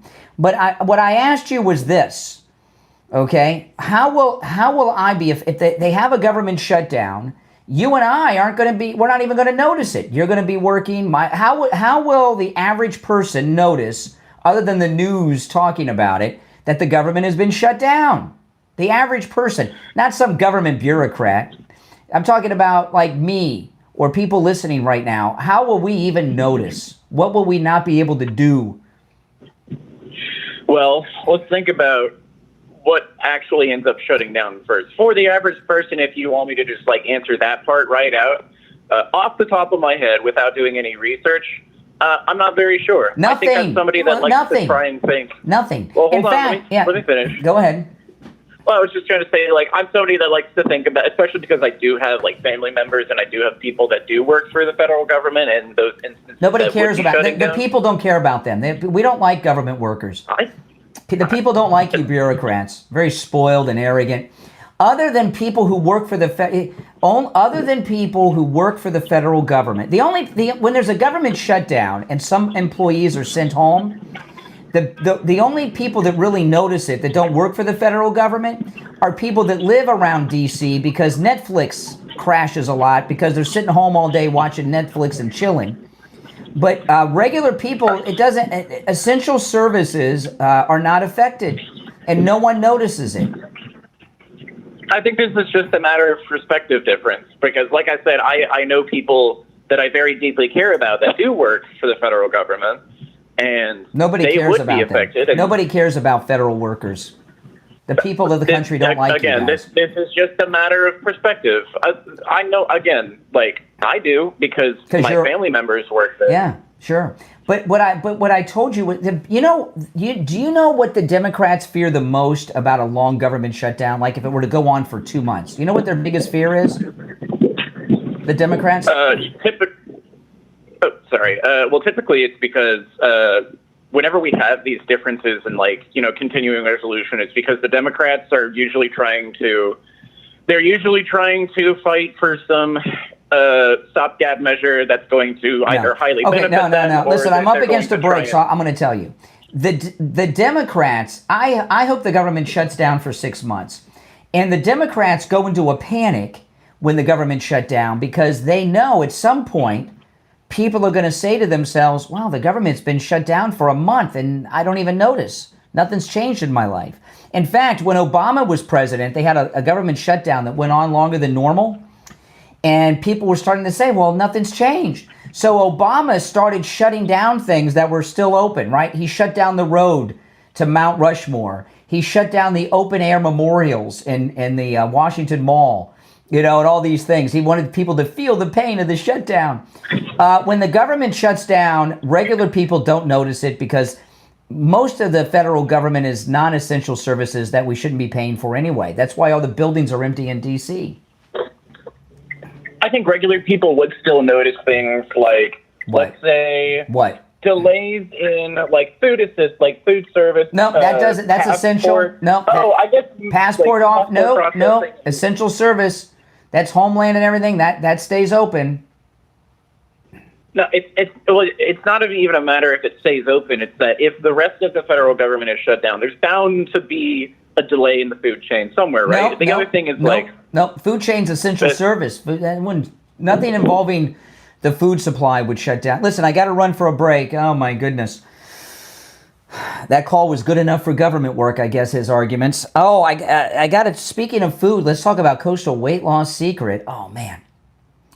I love it. You know, yesterday I was wearing a shirt that used to be so tight on me that the buttons were about ready to bust. I'm glad I kept it because it fits me perfectly now that I've lost all this weight.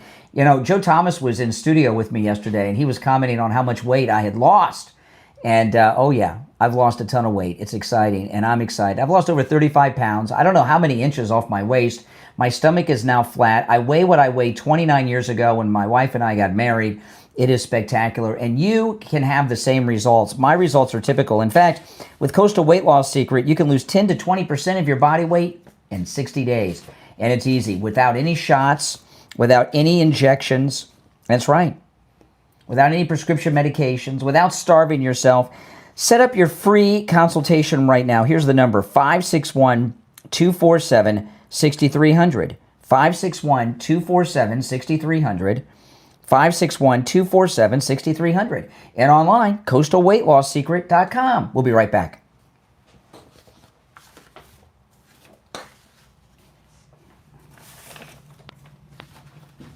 All right, if you're on hold, stand by. I've lost track of time. I took that break really late.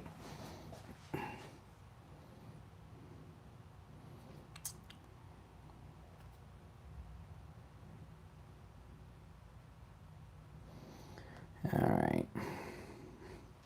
And don't forget, guys, look for me on Newsmax this weekend. I'm going to be on Wendy Bell. I recorded the show last night. And Wendy Bell's on Saturday and Sunday. So check it out. You'll see me there. All dressed up, too. I'm wearing something I never wore on television before. You won't want to miss it. Yeah, Comey. Yeah, how can you tell me Comey's not a crazy person? Listen to this lunatic.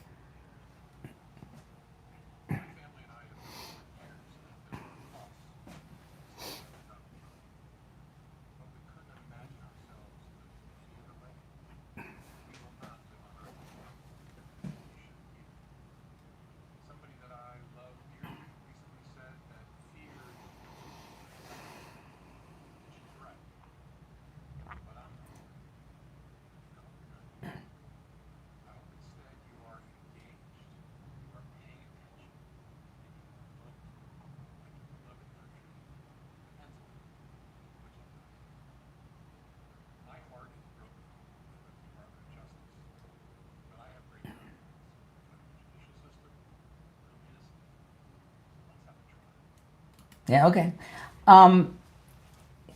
Give me an example of something that would make Trump a tyrant.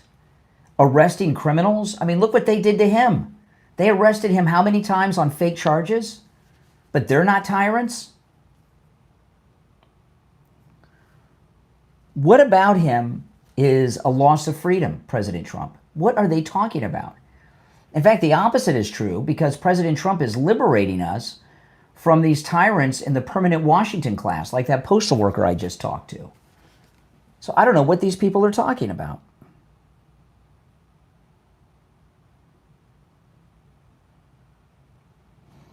This show is flying, but I totally lost track of time. I thought this was the bottom of the hour break that I just came out of, we're coming out of, and it's the last break of the second hour.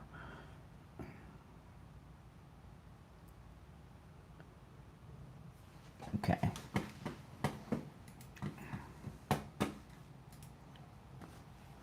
Hold on, I gotta queue up a couple things for when we get back.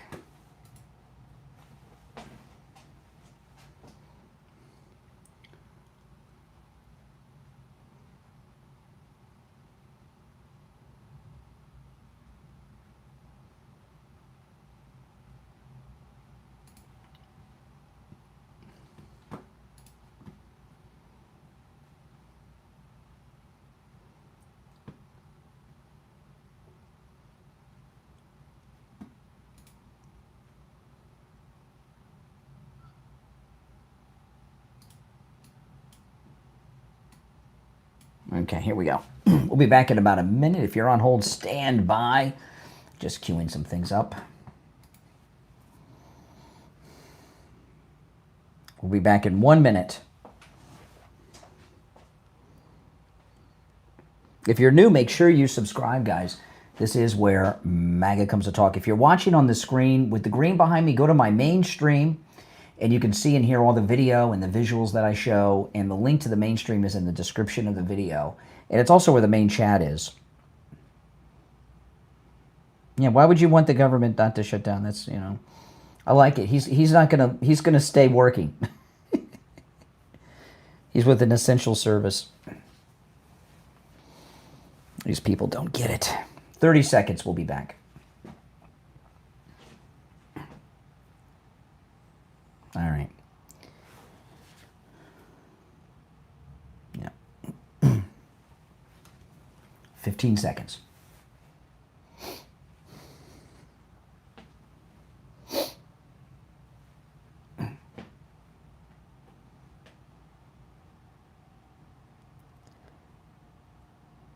Welcome back, everyone. The third hour is almost here. The show's been going by so fast, I've lost track of time. I thought that break was the bottom of the hour. It was the last break of the hour. We're coming up on the top in a few minutes, but the show's flying by. It is Open MAGA Mic Friday. That means open phones. You can call in about any and everything on your mind. The show prep is up to you guys on Friday's show. All right, let's go back to the phones. You're on the air. What's your name? Where are you calling from? My name's Joanne. I'm calling from Tamarack. Hey, Joanne. Good morning. Hey. I'm wondering if you have heard the report that there was 275 FBI agents at the January 6th. Yep. And the one that broke the window was also an FBI agent.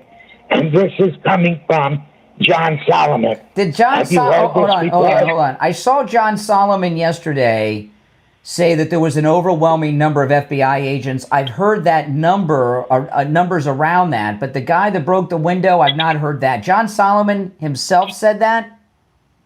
About the guy that broke the window? Yes, sir, I know. When did he say that? How do you feel about that broken window? Well, I don't know.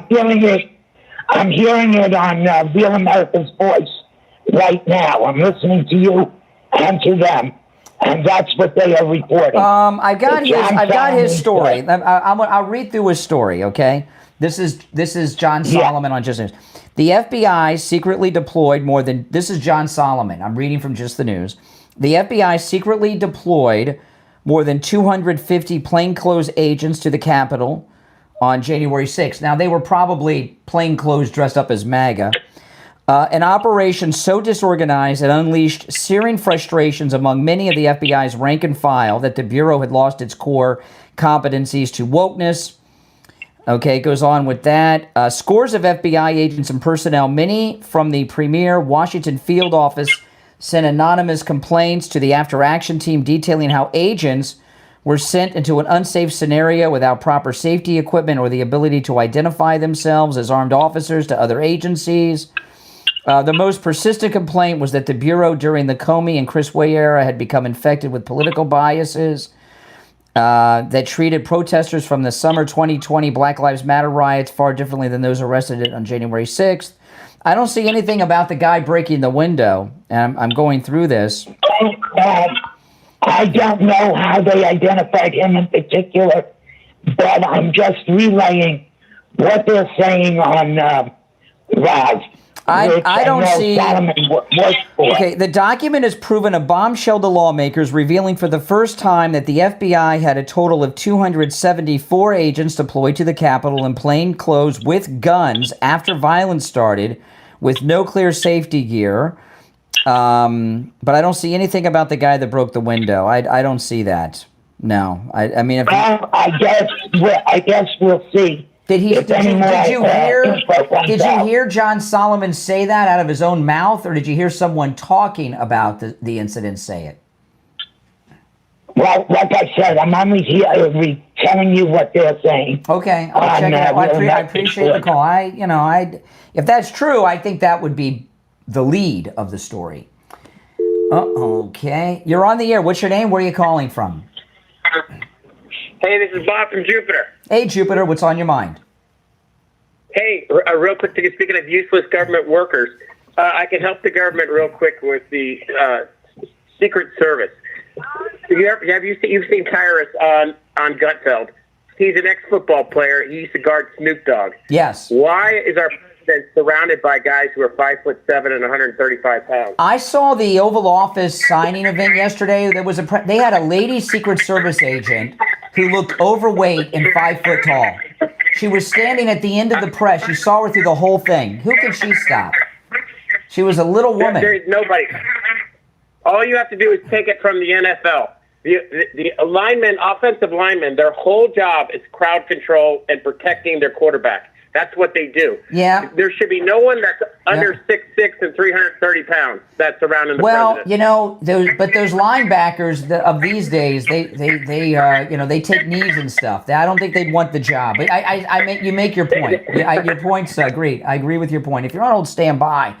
We're up against the top of the hour break, so I don't want to take another call quite yet. But I saw this lady Secret Service agent in the Oval. Did you see this? She was on the end of the press to the president's right. She was so little, and it looked like she had a belly on her. She looked overweight. Didn't you know who I'm talking about?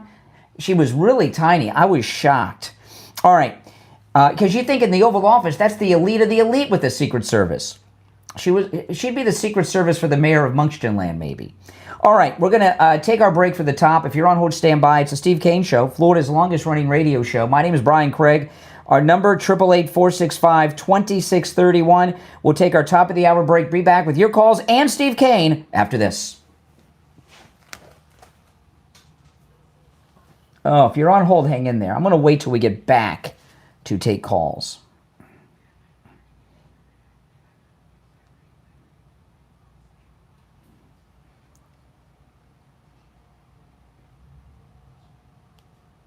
Will not release the footage, okay? I don't understand it. Every excuse that I've been handed for why they won't release it makes no sense to me.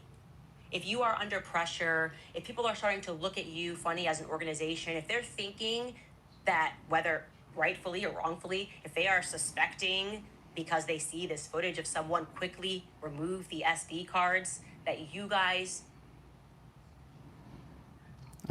Candace Owens has lost her freaking mind. Okay, hold on.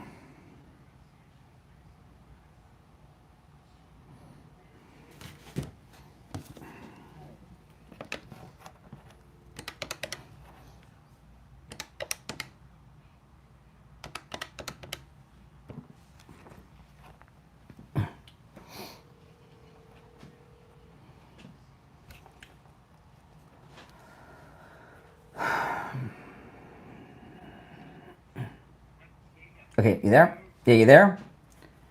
Okay, hold on. I'm going to put you on hold for a minute. Hold on.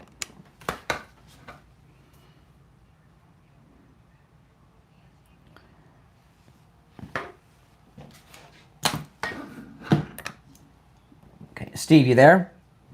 I'm sure here. Okay, hold on.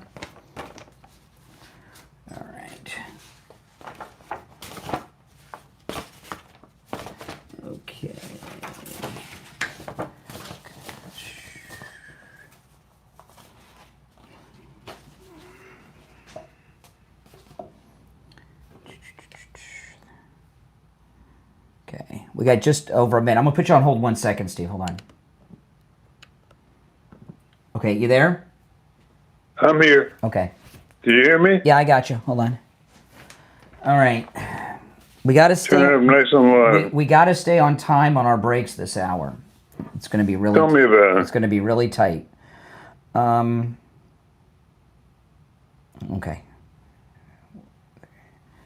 Less than a minute.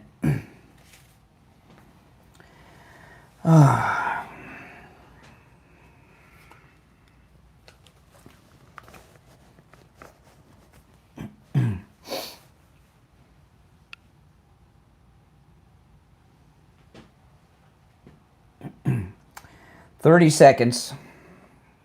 Okay. At some point, I want to do a quick live tag on Wings Plus. Oh, yeah. Oh, yeah. Let me tell you about that. Let me do that so we don't forget, because I wanted to tell you about something with Wings Plus. Okay? They're good or bad? It's always good. Hold on. Welcome back. I'm Brian. It's the Steve Kane Show. Steve Kane joining us. We were talking during the break. And you mentioned Wings Plus, Steve, and I'm glad you did, because it reminded me of something I wanted to mention to you. I got a call from one of our listeners that's coming to Florida on vacation, somebody that listens out of state. And they're going to go to Wings Plus. You know, a lot of our listeners from out of state, when they come to Florida, they go and have lunch or dinner at Wings Plus. It's becoming a tourist spot from our out of state listeners in Florida. Can't do better than Wings Plus, I'll tell you that. Yeah, and they were asking me what they should order, because this may be their only time coming. Right? This is their big vacation. People save up all their life to come to Florida, right? So that's true. So they were debating on whether they should get the medium hot or the lemon pepper, because you know the lemon pepper is spectacular. That's your favorite. My favorite is my personal favorite. Right? My favorite's the medium. So I told them get both, but if you're going to get one, get the medium hot, and then also get the lemon pepper. They're both spectacular. But Steve, I hear from our listeners all the time. Coming to Florida on their vacation, and they want to know about Wings Plus. If you're coming in from out of town, it'll be the best meal you have in Florida. They've been listening to it. They've been listening to us talk about Wings Plus for a long time. What is it? Over 20 years they've been a sponsor. A long time. And the thing about Wings Plus, there's two things that set it apart from any wings joint you've ever been to. Okay, here's two things. Most importantly, everything is homemade and nothing comes out of a can, and that includes the sauces on the wings. No cans, no bottles. Everything is homemade, including the sauces on the wings, the soups, everything is homemade. The chili, everything is homemade. And the other thing is the chicken wings are filled with chicken. You go to some of these other joints around and they give you a bunch of grizzle or breading that they're trying to tell you is chicken. There's just hardly any chicken in there, you know what I mean? They're full of chicken. Okay, so those are the big differences. Wings Plus. But did you have something you wanted to mention about Wings Plus? Probably football. Yeah, well, I wanted to point out it's a big season for football, and the great thing about Wings Plus, you don't have to wait online. What you do is call in before the game starts, whatever you're watching. If you're giving a football party at home or something like that, and you wait till halftime. You order it before the game starts. You show up at Wings Plus at halftime. Your order is waiting there for you, so you don't have any long lines to wait on. And you go straight home and join your own party. That's right. Great way to celebrate football. Yeah, and Wings Plus is in Coral Springs, about a mile west of University Drive on the south side of on the south side of Sample Road. I started about the address to William Youngerman's. Let me do it again. Let me do it again. Wings Plus is located in Coral Springs, about a mile west of University Drive on the south side of Sample Road. You can't miss it. All right. So today, Steve, is a special holiday I've declared. It is MAGA Christmas today. Yesterday, we got the announcement of Comey's indictments yesterday. And I woke up this morning. It's being reported that he is expected to surrender today, which would be an arrest.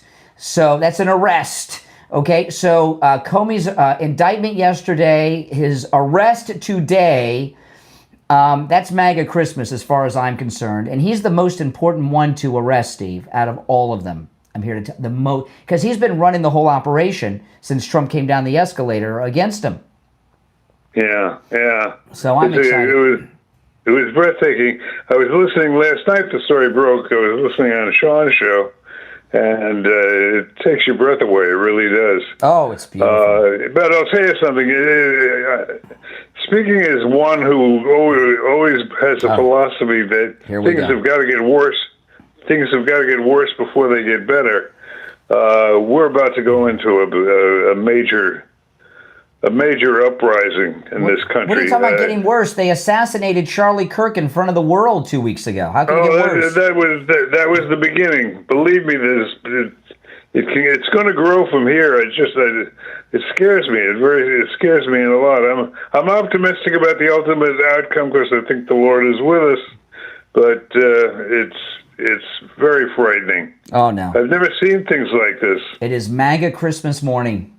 It's a new holiday, MAGA Christmas. And this surrender thing sounds like he's getting arrested. You surrender yourself, you're getting arrested. Okay. It's just a format. I mean, it's just the term. It's difference in terms. I know, but I want to highlight it. Do you want to take calls? What do you want to do?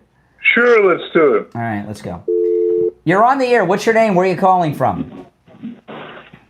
Hey, good morning, Brian. It's Greg. Greg, too. What's up? Greg, what's up? Yes. Hey, good morning, Steve. Steve, I'm glad you joined the show as well. You know, both of you guys are adamant open carry advocates, correct? I am. I don't know about Steve. Yeah. Yeah. I don't carry, but I believe we should have laws that permit it. Today is the second day of open carry being legal in Florida. That's why Greg's calling in about it. So Brian, what's your point? A couple comments. Quick, Brian, you're ecstatic it was passed, yet you're not even exercising this new right and law and freedom that, by the way, give Ron DeSantis a little credit for it, Brian, but you're not even exercising it yourself. Well, I told you why. You're saying because he doesn't carry a gun, he chooses not to carry a gun, he can't believe it that open carry is a good No. Steve, if you listen to his commentary, he consistently says, I'm so excited by this. I can't wait for it. Yet he doesn't do it. Well, there's two. I want to tell you why. Instead of talking about me, why don't you talk to me? Talk. There's two reasons. I feel like I'm being. What are you going to say? There's two reasons why I haven't done it. And by the way, that doesn't mean I'm not carrying because I don't have to worry about being concealed anymore. So there's a couple reasons I'm not carrying openly yet. One, I don't have an open carry holster, and I've been too busy to get to the gun store to buy one that fits my guns. I was going to order them online, but I'm not sure they'll fit my guns or fit me properly, so I got to try them on. So I have holsters. They're all concealed carry holsters. You can't wear them on the outside. They don't fit. So I don't have a holster yet. That's one reason. The second one is I haven't seen anybody do it yet, and there's been no announcements on where you can carry them. And what I mean by that is when I get off the air today, I have to run a bunch of errands. I don't know if I can open carry in Publix right now. I don't know. You cannot. I don't know it was an easy... Brian, I fixed that problem in a matter of a minute. You cannot go into Publix with open carry. Well, I don't know. Publix is a... I did. I know. I looked it up, and I actually called my... Wait, let me finish, Brian. Yeah. I simply Googled it up, called Publix. Yeah, Googled it up. What is Publix stance on open carry? And they said they respectfully ask not people to carry guns. So to follow up on that, which took me another 10 seconds, I called up and spoke to the manager. They don't allow it, Brian. Well, I'm not going to take. There has not been enough. That's very bad business, Publix, because I want to find out what Aldi's policy is, Whole Foods, and all of those. Because if you are a business in Florida, and you let it be known that open carry is welcome in your business, you're going to be buried in it. I remember somehow, hold on, Greg. I remember somehow in the last couple of years, there was a big kerfuffle about Publix and carry. I'm trying to remember the incident, but there was a big controversy about it, and I'm trying to remember the specifics of it. Do you know? I don't. You know what I'm talking about? No. Yeah. Are you talking about an call in issue, with that. Steve? I'm talking about no. It involved carrying in Publix. Publix took us out. Trying to remember what their stand was, but I know that there was a big.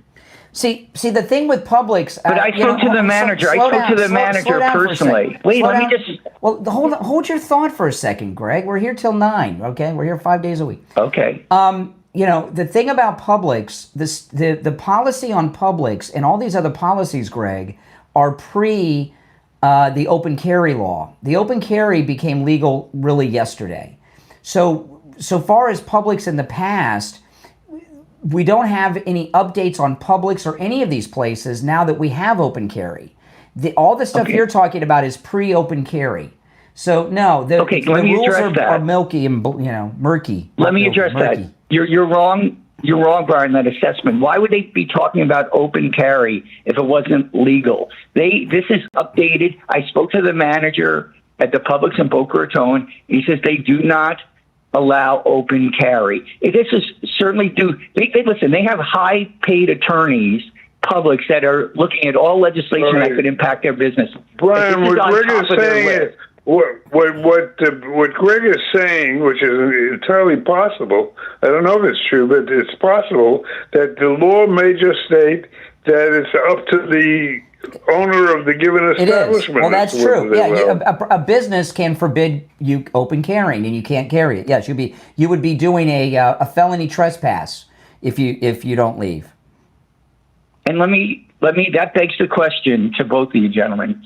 Don't you think that's going to cause a lot of confusion, a lot of maybe arrest with people that are not knowledgeable, that think open carry is the law, therefore they can go into any establishment? You don't think that's going to be a consequence? See, like I'm reading, well, and here's the other reason I haven't done it yet, Greg. Most people don't know that open carry is legal now. The news just started carrying it, the local news this week, which very few people watch. I've not seen anyone do it. You can also carry rifles open now. And people are going to be shocked when they see people open carrying for the first time. And I don't want to be the first person that they see open. I don't need to go out and be Rosa Parks and be flashy. I can still conceal carry. I told you what, 3. Yeah, but you know what? The Floridians here are going to be in a state of confusion. Let me tell you what I mean about murky. Like, I pulled up an article. This is from a local paper here in Florida, okay, out of Daytona Beach, okay? Both CVS and Walgreens have stated in the past that they prefer people not to have firearms in their stores. See, that's vague language, prefer. All right. You know? Okay. Thank you for your call, Greg. All right. Good job. All right. What? Really? A good job? I don't know about that. Listen. Do you or someone you know suffer from neuropathy? You used to, Steve. And I want to just talk to you guys for a moment about Lighthouse Medical Center. Neuropathy is a god-awful thing to have. I'm going to go through the neuropathy symptoms. If you have these symptoms, you may have neuropathy and not even know it, okay? And if you have these symptoms, if you've not been diagnosed with neuropathy, you want to call Lighthouse Medical too. They'll go over there and they'll examine you, do whatever testing they have to do to find out if you have it. If you already have neuropathy, you know you have it, and Lighthouse Medical has a treatment for neuropathy that works, and it's a long-term solution. Steve, you had the treatment over 3 years ago, and your neuropathy has not returned. That's right. But these are the symptoms, okay? If you have these symptoms, you may have neuropathy and not even know it. Do you have numbness, pain, burning, tingling in your hands and feet, muscle weakness, loss of balance, muscle twitching? Are you not sleeping? Do you have the feeling of pins and needles in your hands and feet? Maybe no feeling at all. If you have are you falling down from time to time or a lot? If you have those symptoms, you may have neuropathy. You want to call. If you already have neuropathy, you want to make sure you call Lighthouse Medical. They can help you no matter where you're located in America. We have listeners from all... And you want to be sure to tell them we sent you, because then you can avail yourself of their no-charge consultation. That's correct. Which is for Steve Kane listeners only. That's right. 754-222-6642. 754-222-6642. And online, lighthousemedicalcenter.com. We'll be right back. I'm going to put you on hold for a minute, Steve. Hold on.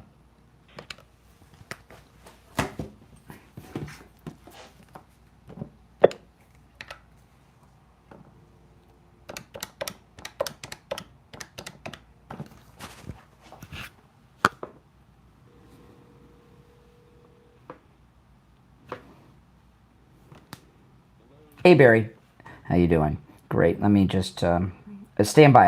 I'll be with you shortly. Steve, you there? Yes, I am. Okay, hold on. I'm at the conference Barry in a moment. Okay, good. 2 minutes. Yeah, we have less than 2 minutes.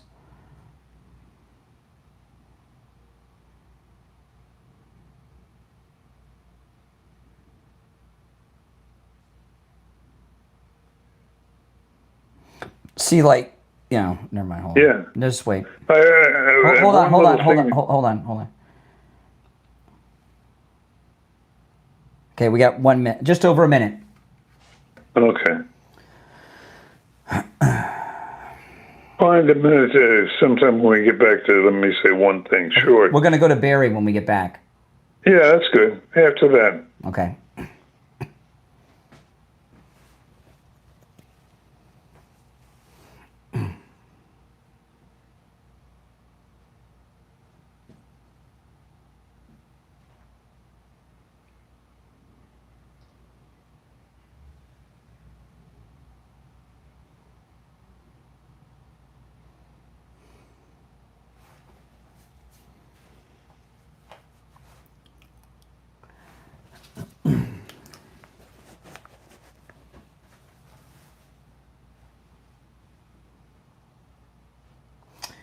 Okay, hold on. I'm going to conference Barry in. All right, Barry, we have 30 seconds. Great. Okay. Thanks.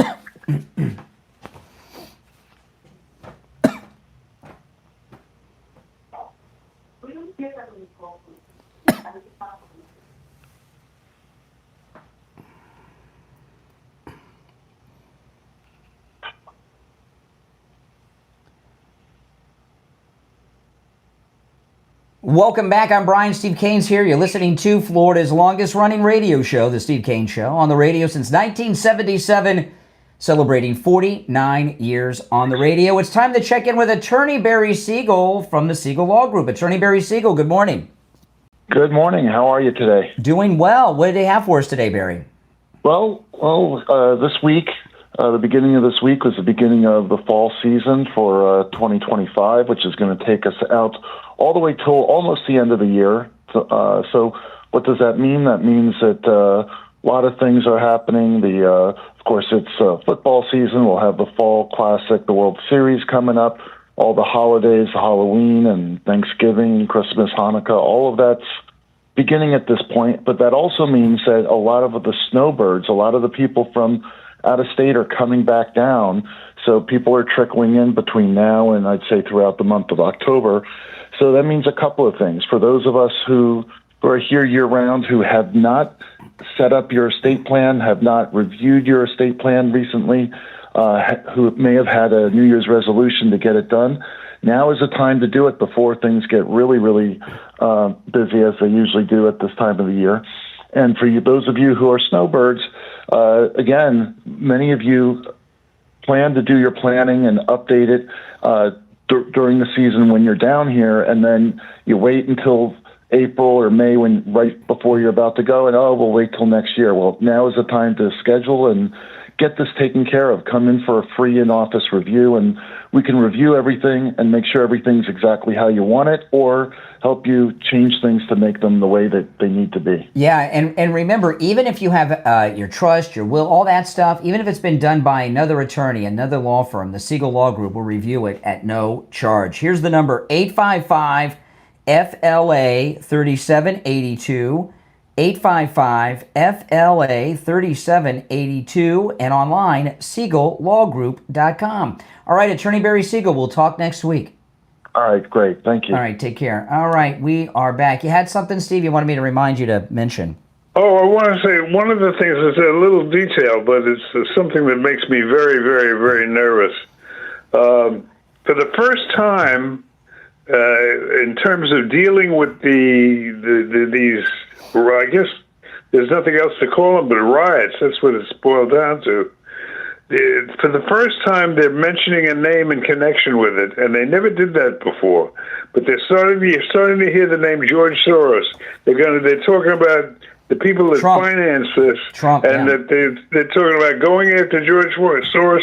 And I've never heard them do that before. President Trump said the name yesterday. Yeah, in the but what I'm saying is that's new. You're right. That's new. That's new. Yeah, it's big. They've never, and I keep wondering why. Well, I mean, if I know who the hell it is, certainly they should know who it is. Yeah. No, I know. Yeah, I know. I agree. But with I think it may single single out a new, a new era in dealing with this disaster. Oh, no doubt. All right, back to the phones we go. You're on the air. What's your name? Where are you calling from? Yeah, good morning, Brian. Good morning, Steve. This is Richie. Hey, Richie.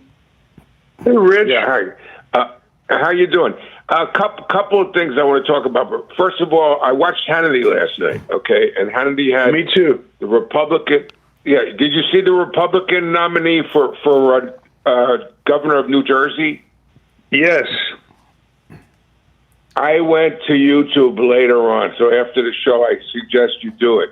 I watched that whole debate. You know what the Democrat candidate she's running on, by the way? She's running a candidate for governor of New Jersey against President Trump. Everything is against President Trump. The money going into Jersey was cut by President Trump. The Republican candidate is going to do everything that Trump wants. She's running a campaign from 2022 or something. It's an out-of-date campaign. Yeah, it was amazing. They want to take ICE agents, and she wants to take their masks off and pass a law, no masks by anybody in the state. Except so criminals. In other words, and then she wants. She's a total mess, man. I can't believe what I'm listening to. You know another thing she said too. She wants to not just have LGBTQ plus intersect history. Yeah. She doesn't want parents to be able to opt their children out of gay lectures in public school. If I'm not mistaken, I do believe I was a little behind in my research this morning, but I read it in today's New York Post. I think there is one of my dogs is going crazy here. I can't hear him. Now I lost my train of thought. The New York Post about the New Jersey governor's race. Oh, they expect him. They expect us to win New Jersey. Yeah, that race. Yeah, right now. That's what they said. Now, Stephen. She had a scandal, by the way. She wasn't even at the graduation exercise at Annapolis. Yeah, or the Air Force. I don't know which service she was in, but she helped with the cheating. She didn't divulge that they were cheating back when she was in there. So she didn't even go to a graduation. And then she tripled her stock portfolio while she was in there. She is a complete thief. She's a complete thief. I would describe her in a different way. She's an average, everyday Democrat. Democrat. Yeah. Like you said, a complete thief. Yes. You cannot make up what she wants to do with the illegals too. She wants to keep sanctuary cities. She wants to, in other words, she's blaming segregated schools that the black that's great. Are not doing well. So I'm happy for her. I'm excited. I think she's energizing the public to vote against her. She almost won last time she ran. She's a great candidate. She's running a campaign she's running a campaign that's years out of date. She's turning people off. She's going to get creamed.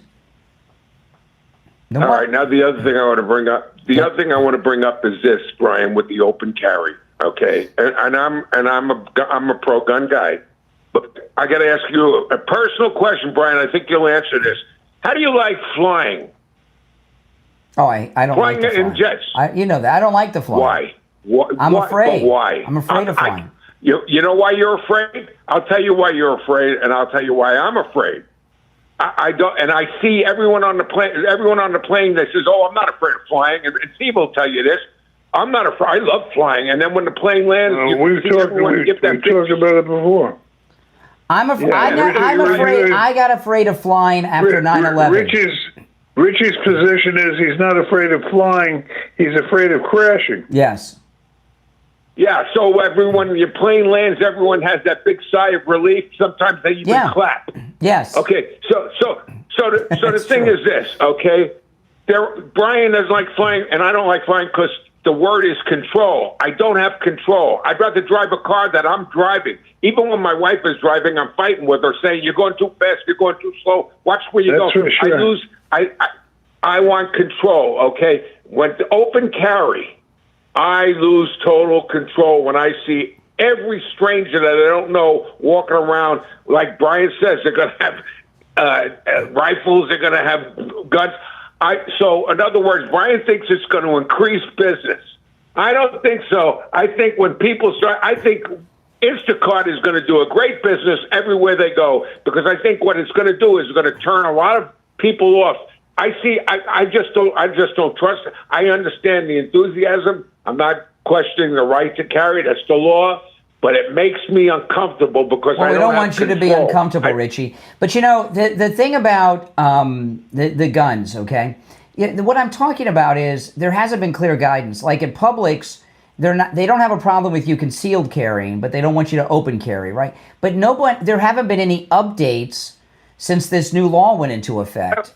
And but you're going to go into places, and there's going to be guys with AR-15s that are all decked out with all the fancy attachments. I'll turn around and walk the hell out. I'll tell you why. Because you're a coward. In the 90s, I used to go to a lot of bars in the 90s when I was a single man up in Fort Lauderdale, places that you know and Steve knows, and yesterday's, all of them, Christopher's.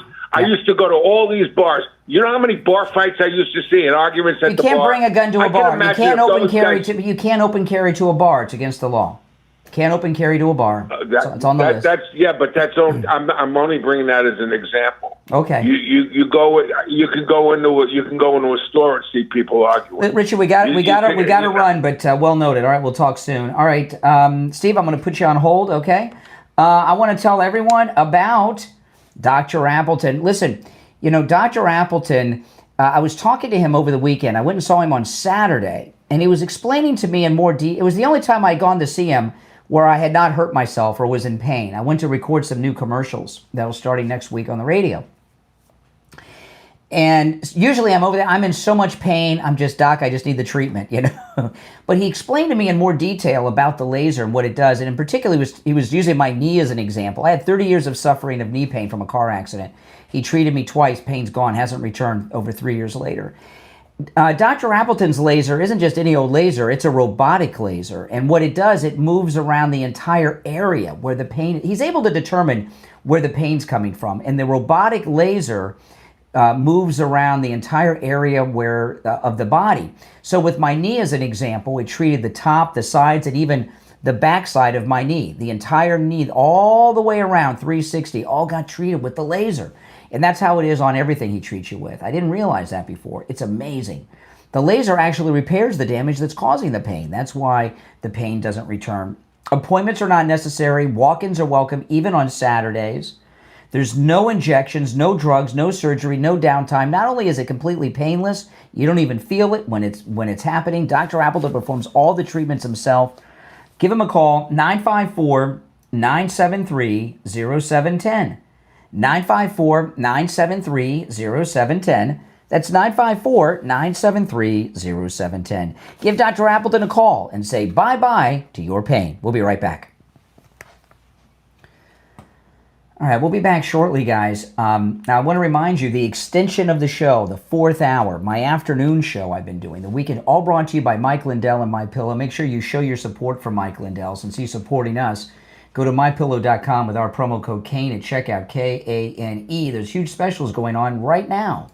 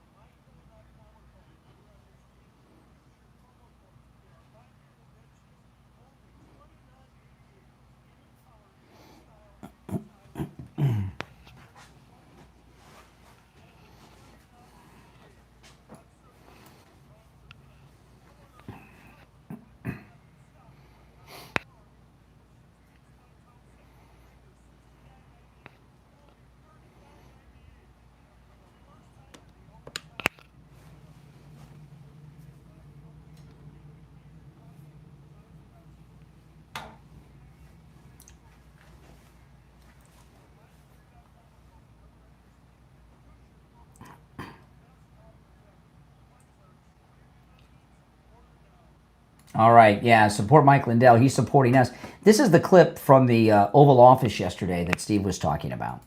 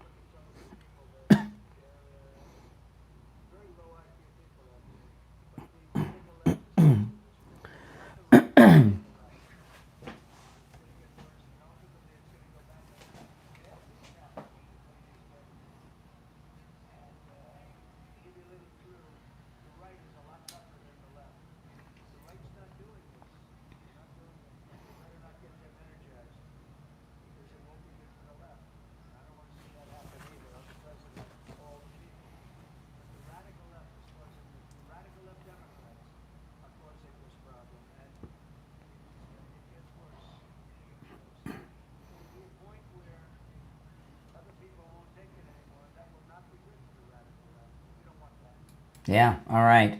Okay. Steve, you there? Yes, I am. I got 1 minute. Okay. Long break. Yeah, it is. Yeah. I told you we got to be tight this hour.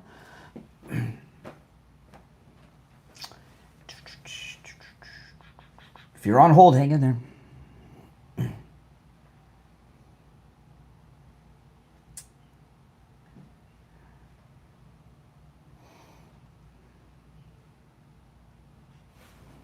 Thirty seconds.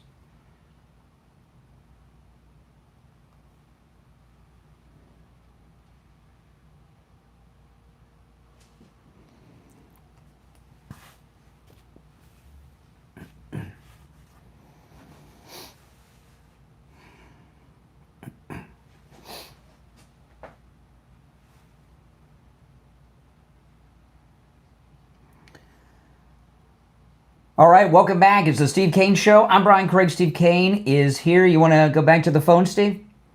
Yes, sir. Let's do it. All right, let's go. You're on the air. What's your name? Where are you calling from? Brian from Deerfield. Hey, Brian. You know, Brian, there's so much panic and anxiety on the left there as we've seen their behavior in, recent months in that. This indictment of Comey sent a very nice, loud message to everybody on the left that this is for real, that we're not playing around, and we're going after your top guys, and we're going to work our way down. Yeah. I mean, these guys now, they're going to be totally unhinged of this. And I want to see this guy get walked in. I hope they put the cuffs on him, and let's see what happens with this. Well, I'm going to tell you. Hold on, but do you think that's what's going to happen? Do you think they're going to perp walk Comey in? Well, I hope they do. I'm not sure what's going to happen, but... what about Soros? Message for the left. Yes, Soros what about too. Soros? Soros is... he's been being... as far as getting perp walked in? If they have let him... If they have gone this long not having done it, I just have an uneasy feeling that they're ready to do it now.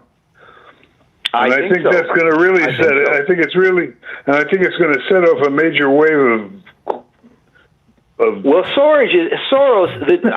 This goes way back with Soros. He stabilized England with the currency, the pound sterling. This guy's made life miserable for so many people. It's unbelievable. But has their day finally come? I didn't heard that story. That was long ago. Yeah. He did a currency manipulation in England and caused a financial crisis. The history of this guy goes way back, and it's continuing now, and he's financing. How about him? All these left-wing DAs he's put in all these cities. Do you know Spike Lee? In all these liberal cities. Spike Lee made a movie that he had a character in based on George Soros. It was a bank robbery movie called Inside Man with Denzel Washington. And, I saw that. I remember the name. I don't remember seeing it. Yeah, Christopher Plummer was playing a George Soros character in that. Yeah, who had made his money. Yeah. He had made his billions. He made his billions collaborating with the Nazis. The whole character was supposed to be George Soros. Correct. The Inside Man. I love that movie, by the way. Inside Man. I think it's Spike Lee's best movie.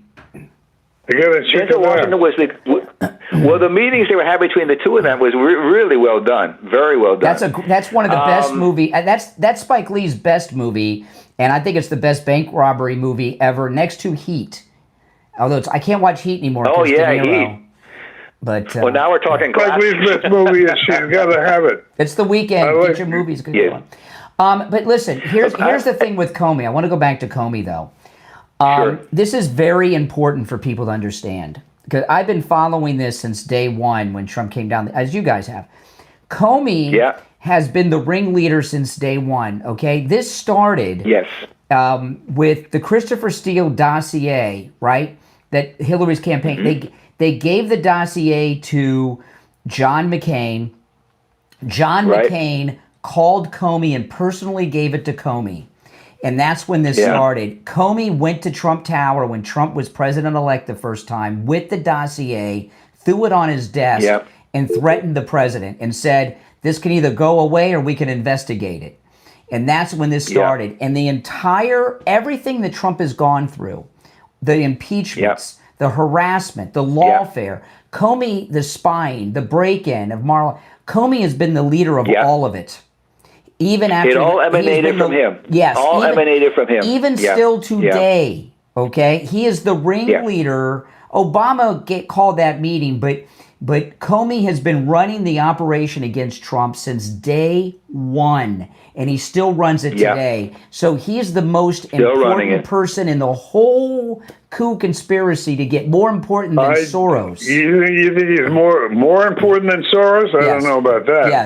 Yes. Well, if Comey goes down, how many people are going to go down behind him? Well, Comey's insane. We talking about Clapper and all these guys, and the CIA, insane. all these guys are involved. See, here's the thing with Comey. He dropped that weird video on Instagram. I played it a couple times earlier. This is what people got to understand with Comey.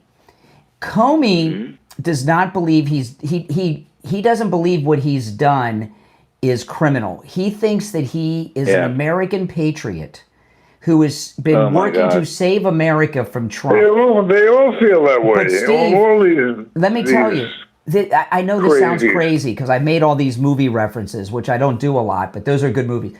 Comey is so psychotic with his belief that he is a true American patriot, trying to bring down Trump. He could have one of those Perry Mason, A Few Good Men moments in the trial where he just admits to everything. Yeah. I'm telling you, he wants to take credit for this. He wants the people problem to is know. this guy was holding the position of the head of the FBI, for God's sakes. You can't have a delusional guy like this that thinks he's more powerful than the president running the FBI. Yeah. And look at the trouble he caused. Trump's whole first term was gutted with this guy and what he did. It's a terrible shit. I have a quick question for you. What do you make of all the generals coming in for this meeting? Like 800 generals. When they brought this up in the Oval Office yesterday, JD and Trump acted like it was no big deal and quite normal. I read. But it didn't seem like any deception there. To me, my first thought was he's bringing them in to fire a lot of them. Pete Hegseth wants to get rid of like 30% of the generals and admirals, and that's highly likely. Maybe he's just trying to get them to get their head straight. Or we're going to war with Russia, and he's giving them the plans. Or it could be anything. What about Taiwan? Or something going on with Taiwan? Or it's nothing. Or it's nothing. And he many to choose from. Yeah, that's one of those three. Or it's nothing. That's it. 800 generals though. And admirals. Yes. We certainly covered all the bases. Something's there. Yeah. I didn't know there were that many. But they got to be 3 and 4 stars. I mean, how many generals and admirals do we have in these senior levels? It seems like we got too many. Yeah, well, we do. But, we spend a fortune upgrading our communications in the military. He could easily call these guys up on a secure line. This is a face-to-face. You know what else it could be? It could be something so simple. Mm-hmm.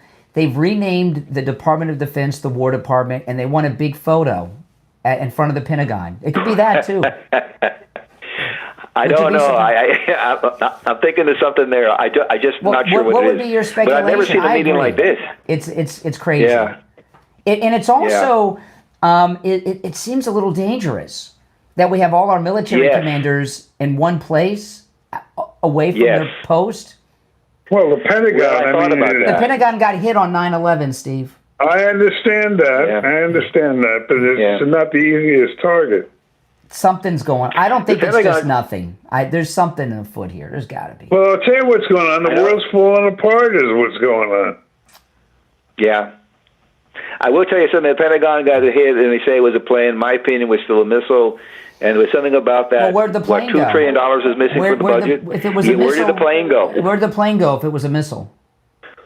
Well, I can see the front of the plane getting destroyed, but what about the back of the plane with the tail up in that? That should still be intact. But what happened to the people on the plane? Are you telling me there's been an attack on the? Hey, are you telling me there's been an attack on the Pentagon and I missed it? No, 9/11. We're talking about 9/11. Oh, you're talking about 9/11. Okay, all right. I'm back. Yes. I got scared there for a minute. Remember when they were the press conference the next day? Listen, I think the Lord is telling us.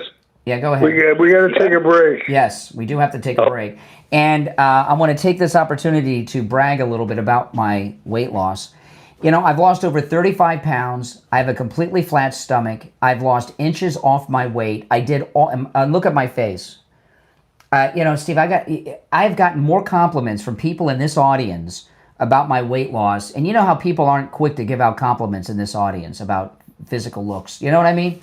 That's true. Because it can't. That's how great it is. Let me tell you, I feel great. You know, one of the reasons I was able to turn this show into a 4-hour show is I've got more energy all naturally because I don't have all that. I didn't realize that I really needed to lose weight until I started to lose weight. And look at my face, guys. I got my chin back. I got my bone structure. I got my neck back. And I did all this without any prescriptions, without any shots, without any injections. I see these celebrities that get those shots and stuff. They all look like they look sick. They look sick. Go look at Ryan Seacrest lately. Oh my goodness. Don't do it after you've eaten. I look great because I did this with Coastal Weight Loss Secret. I'm in the maintain phase now. I've not gained a single ounce back. Schedule your no-charge consultation right now. You can lose 10 to 20% of your body weight in just 60 days, and my results are typical. 561-247-6300. 561-247-6300. And online, coastalweightloss.secret.com. We'll be right back. I'm going to put you on hold, Steve. I got to get William Youngerman. Hold on.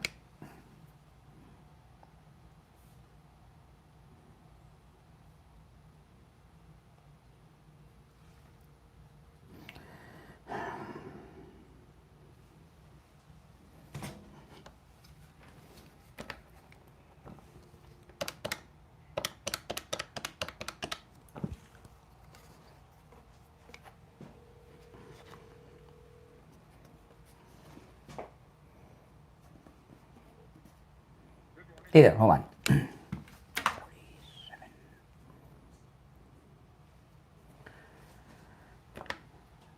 All right, Steve, you there?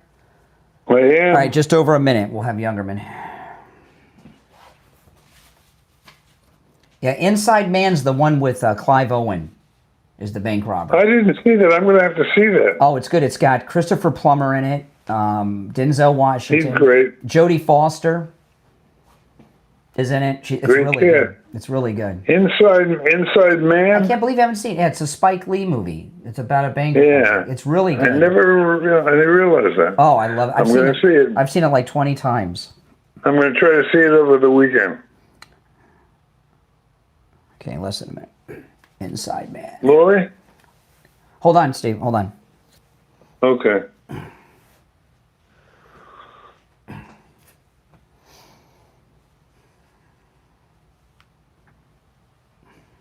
All right, hold on. I'm going to conference William in. All right, William, we have about 30 seconds. Okay. Sounds good to me.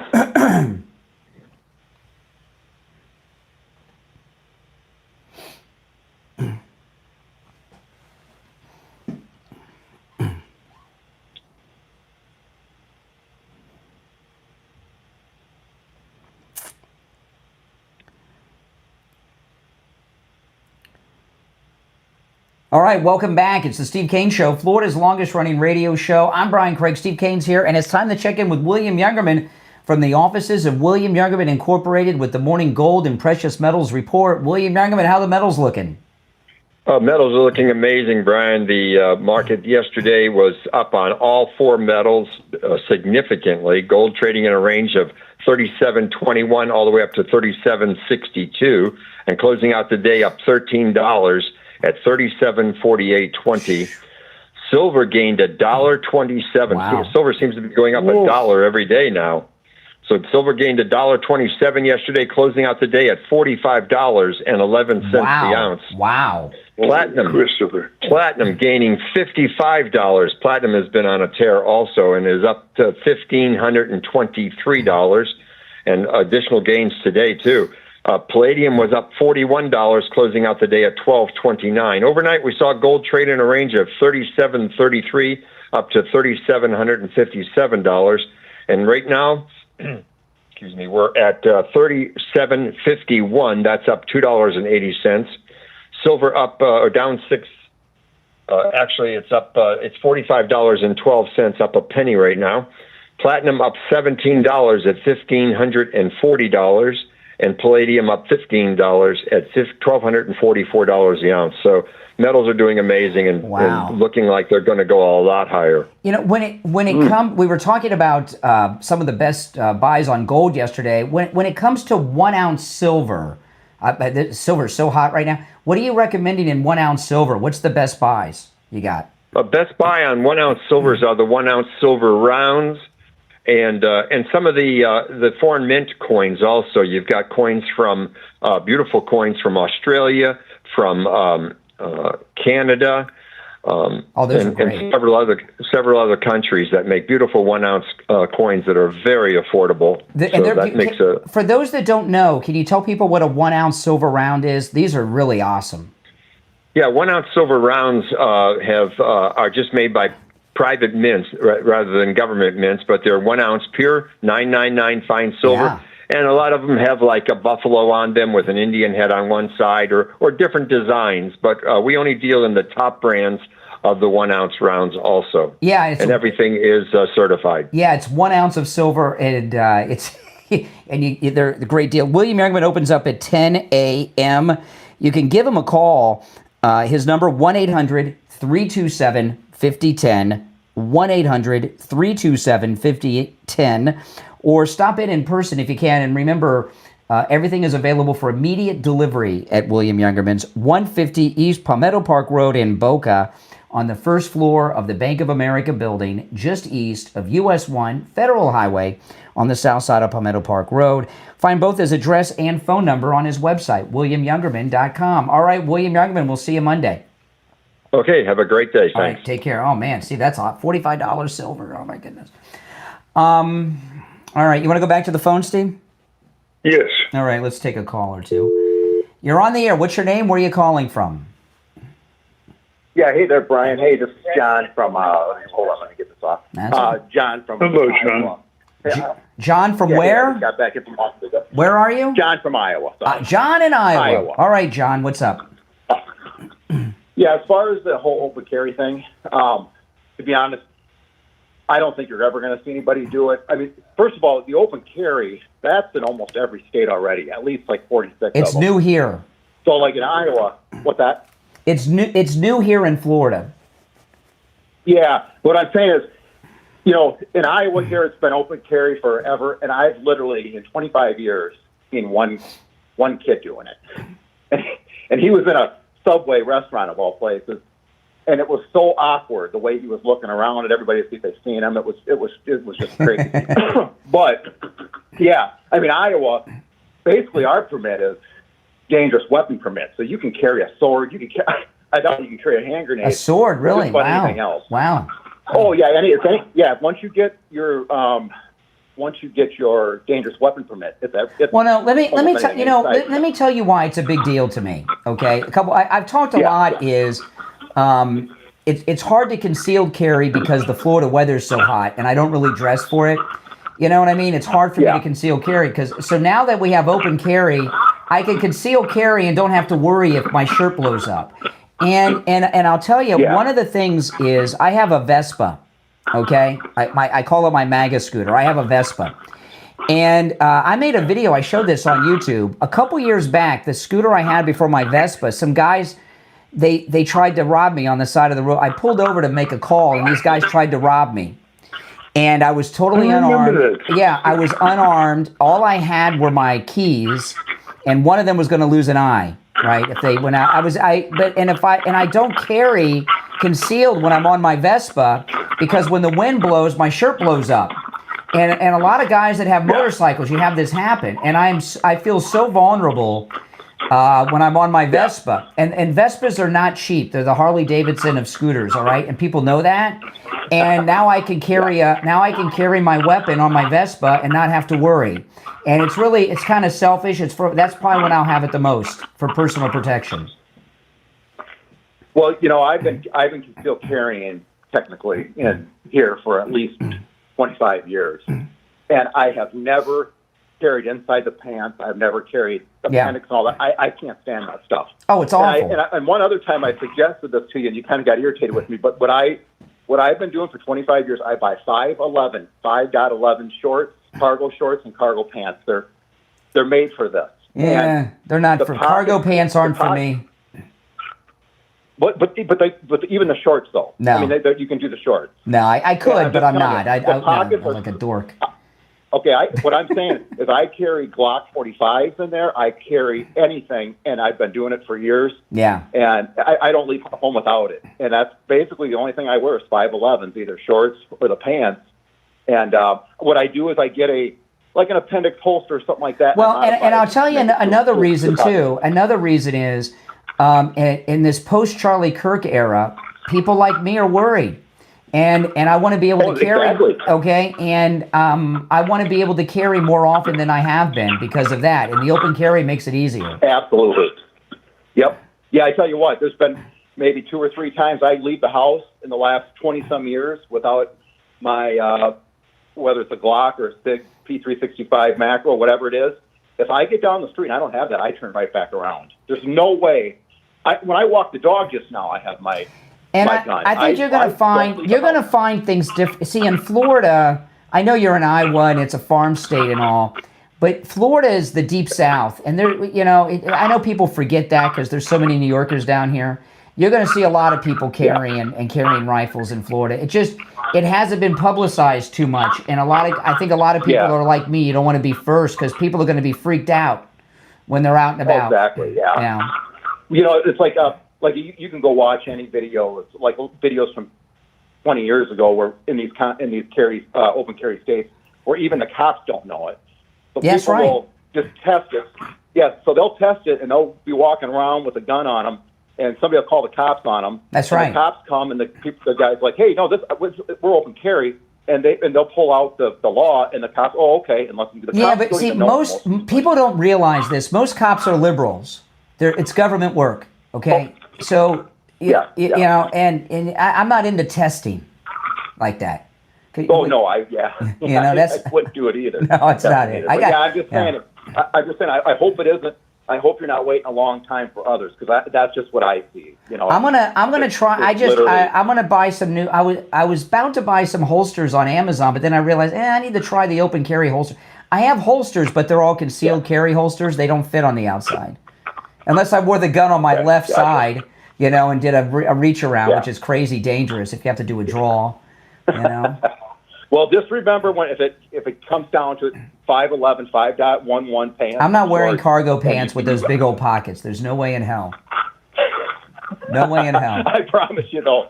I know they work, and they're functional, but I wish you'd give them a shot. No, never. Not even on the cruise. All right, take care. I want to talk, though, about the Slowman's Shield Link. This is really awesome, Steve. The Slowman Shield Link, you can hook up everything in your house to your alarm system and set everything to come on and go off whenever you want it to, day or night. You want your TV to come on at 5 in the morning, it can come on at 5 in the morning. You want your thermostat to shut off when you turn your alarm on and leave the house, it'll turn your thermostat down, so you're not wasting money on electricity. It can connect to everything in your house. And the cool thing about it is it works on the devices you already have. So you don't have to go out and buy a whole bunch of new stuff. I know, that's crazy, isn't it? But it's true.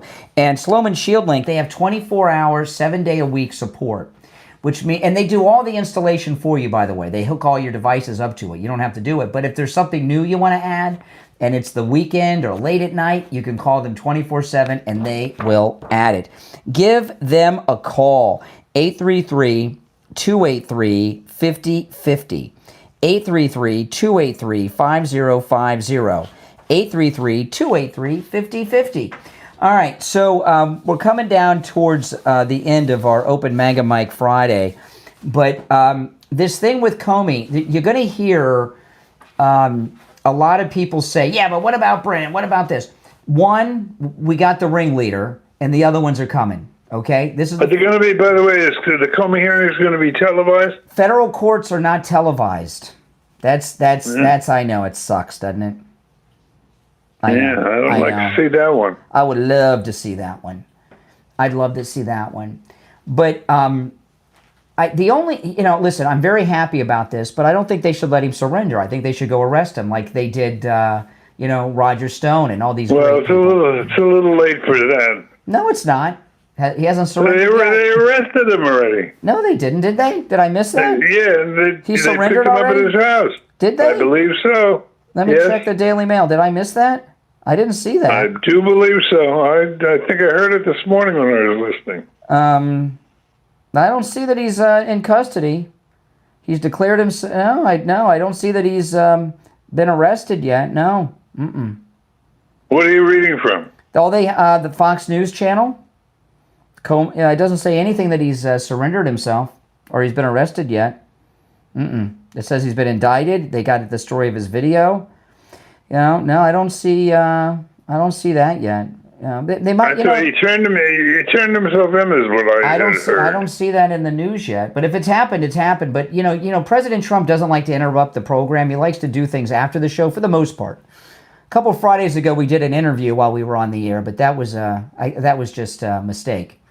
He doesn't really do much until after 9 o'clock. He doesn't want to interfere with the program.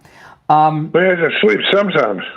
Yeah, but we're here a few hours. And that's when that early in the morning after we go off the air is when he does everything. He waits till we go public relations. Exactly. All right. Well, listen, that's all the time we have for this week. You're listening to Florida's longest-running radio show, the Steve Kane Show, on the radio since 1977, celebrating 49 years on the radio. I'm Brian Craig. Steve Kane, of course, is here. We'll see you Monday morning at 6 a.m. God bless America. God bless Donald Trump. And God bless the late, great Charlie Kirk. See you Monday, 6 a.m.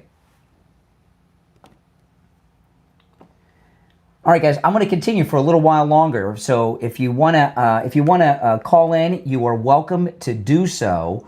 The number's pinned in the live chat. If you're new, this is where MAGA comes to talk. The radio show's over. But, I started, about 45 minutes early today. So I'll go for a few minutes here at the end. You're welcome to call in. And if you missed the early pre-show today, you'll want to go back and watch it. I had some really good calls. There was one woman in particular, liberal lady, who was pretty wackadoodle. And the pre and post show, I don't have to worry about language as much. We can be a little looser on that because we're not on the radio. All right, let's go. You're on the air. What's your name? Where are you calling from? It's Milo from Cuyahoga Falls, Ohio. Hey, Milo in Ohio. What's on your mind? All right. First of all, I'm just wondering if Comey, being indicted, if it has to do with using him to find all of the operatives that are in the deep state. I don't think they pull them all out. I think they know. Hold on, let me answer all these lines. I think they know who all the bad guys are. They don't need any deals or anything. They know everything. Comey's the top guy. I'm not so sure. Because I personally believe that Russia has had, since even before JFK, has had operatives in the CIA and the FBI. Those are the only two countries that you could possibly. I'm not saying there's not spies, but no, this is what. Listen. They work for the CIA. They're there. Let me tell you something. This will sound nuts to a lot of you, and I don't know if I've ever shared this before. The United States deep state in the British deep state are the same deep state. Jessica Tarloff on the 5 went to the London School of Economics, right? So, really, it's like the revolution never happened. We're still under British rule in so many degrees. It's not Russia. The United States and the British deep state been running our lives, and the secret government. I think Russia is also in. If you look at it, if we were to look at it closely, I think Russia is also in the deep state over there in England. It makes no sense to me that why they're destroying their country with all the influx of. I'll tell you why. With Putin, see, people don't get Putin. I'm not agreeing with this, but I'm telling you what his logic is. The Soviet Union used to be when I was in high school, the Soviet Union was still around. The Soviet Union went at this, not modern Russia is still big, but the Soviet Union was 1/3 of the Earth's land. Think about that. Yeah, and they have to get back to that. They have to get back to that. And he wants that. Yeah, he wants that back. And Ukraine, to him, it would be like California was no longer part of the United States. It's really a civil war from his perspective. You understand what I mean? It's yeah. I think it's trying to build their world dominance back up, and they need Western Europe to make that happen. Historically, that is where they always got their money. Yeah. There's nothing for them out there to the east. They got oil and they got barely enough. It's too cold. They can't even drill for most of it because it's so cold in Siberia. All right. Yeah. I'm gonna move on, but I appreciate the call. You're on the air. What's your name? Where are you calling from? Hey, Brian. Good morning. It's JJ from Mass. Hey, JJ.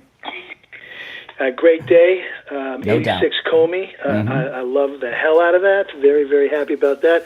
I did want to touch on one thing. I heard a little bit of chat about the Pentagon and 9/11, and I was just going to say I've actually seen pictures and video of guys. Well, actually, no, I believe it's pictures of the landing gear, the wheels, and engine in the debris. The guys that went in like the day after, or 2 days later. So I've seen it there. It wasn't a missile. It was a plane. But I've seen that. I've seen it. So. But No, I agree with that. I agree with all that. Yeah, but for me, listen, Comey. I believe Pam is extremely happy about. You really think Comey. Pam Bondi's happy that this 36-year-old beautiful woman did in 2 days, which she hasn't done in 8 months? I don't know about that. Women in general don't get along well in the workplace. I think she's ecstatic. I think she's very happy about it. I hope think so. Listen, as when you're she's basically the CEO of a conglomerate of a bunch of. I mean, you've got to think about the Department of Justice and the FBI for what they are. It's not the past, but it is the past because who works there? I mean, who works at the FBI and the DOJ? These are the people that have gone through college, and what colleges have they gone through? They've gone through the TDS colleges, the ultra liberal, especially the lawyers. These lawyers, I mean, these guys. See, they don't go after Democrats. It's all infected. It's infected. We talk about the deep state and all this stuff, and there's obviously all these little fight kingdoms around. But the FBI is the secret government, and they've been running the country at least since the Hoover era, and that's it, That's it. Think of who was hiring, Brian. Think of Obama. Listen, Obama. You go back to 2009. He set everything in motion to put all these people in place that are inside the government. Yep. I know you talk about JFK and the answer, and the answer from JFK, but this is these are the Obama people now that have been there since 2009, 10, 11, and even during Donald Trump's first term. That's right. President Trump, God bless him, President Trump nobody realized how unbelievably thick, saturated our government is. I mean, look at the stuff we're finding, like the USAID, and we're finding out now like 250 agents. I'm not surprised by 250. I'm figuring more like it's like 500. You put all the local, state. I mean, there was a coup on January 6th, and it wasn't by MAGA. It was by the Democrat Party. It was by the this news story that Solomon has of the 274 FBI agents that were embedded there. We knew they were there, but now it's like official. To get the official number, it does. We hear all the rumors, but then getting confirmation. The proof. The proof is it's a beautiful and I thing. bet you they were in MAGA gear. I bet you anything they were in MAGA gear. 100%. Yeah, and so there's that, but then there's the Antifa and the Black Lives Matter that we know are there. I saw these organizations videos changing. See, these organizations are infiltrated by the feds, FBI and Antifa. All these are in all these organizations. We saw this with the Whitmer thing, and they coerced them into doing things. 50% of them were feds. Exactly. 20 people, like 9 of them. Yeah. That's the FBI. Yeah. Okay. It's the machine gun Mar-a-Lago crew that is in the FBI right now. You've got somebody driving or flying cash around is one of those guys. No matter where they go inside the FBI or the Department of Justice, they've got these whack jobs hanging out. And here's the thing: they all look the same.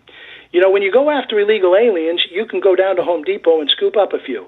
You know where all the FBI is, but it's like trying to find a pin in a gigantic pile of pins. They're all the same. The only way to find out is to run operations on them. That's right. And I just think this is a great beginning. It is. And again, I've been telling you, he has been the ringleader of this all along, Comey. He is the top guy in the whole coup lawfare against President Trump from the beginning, even still today. Yep. All right, appreciate the call. Take care. We'll talk again. All right, you're on the air. What's your name? Where are you calling from? You're on the air. Once, twice. Okay. You're on the air. What's your name? Where are you calling from? Hi there. Yep. Can you turn down the volume of whatever you're listening to me on? Absolutely. Thanks. Because of the delay. That's why. Because of the delay. Okay. This is Sydney from Montana. Hey, Sydney. And I just got two random things that aren't Comey related. I mean, I'm very excited. I think it's a great start. Absolutely. But first, I think that you should read Psalms 51. That answers, I think, your question in regards to confession. Okay. And Psalms 51. Okay. Perfect verse.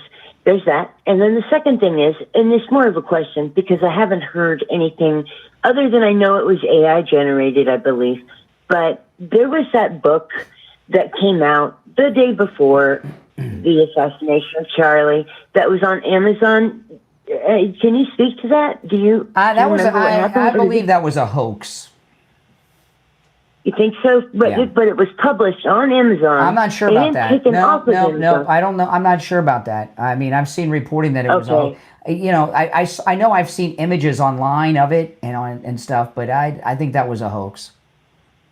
Okay. First off, why would they do that? Just went away. Why would they do that? Right. True. Well, why would they do any of that?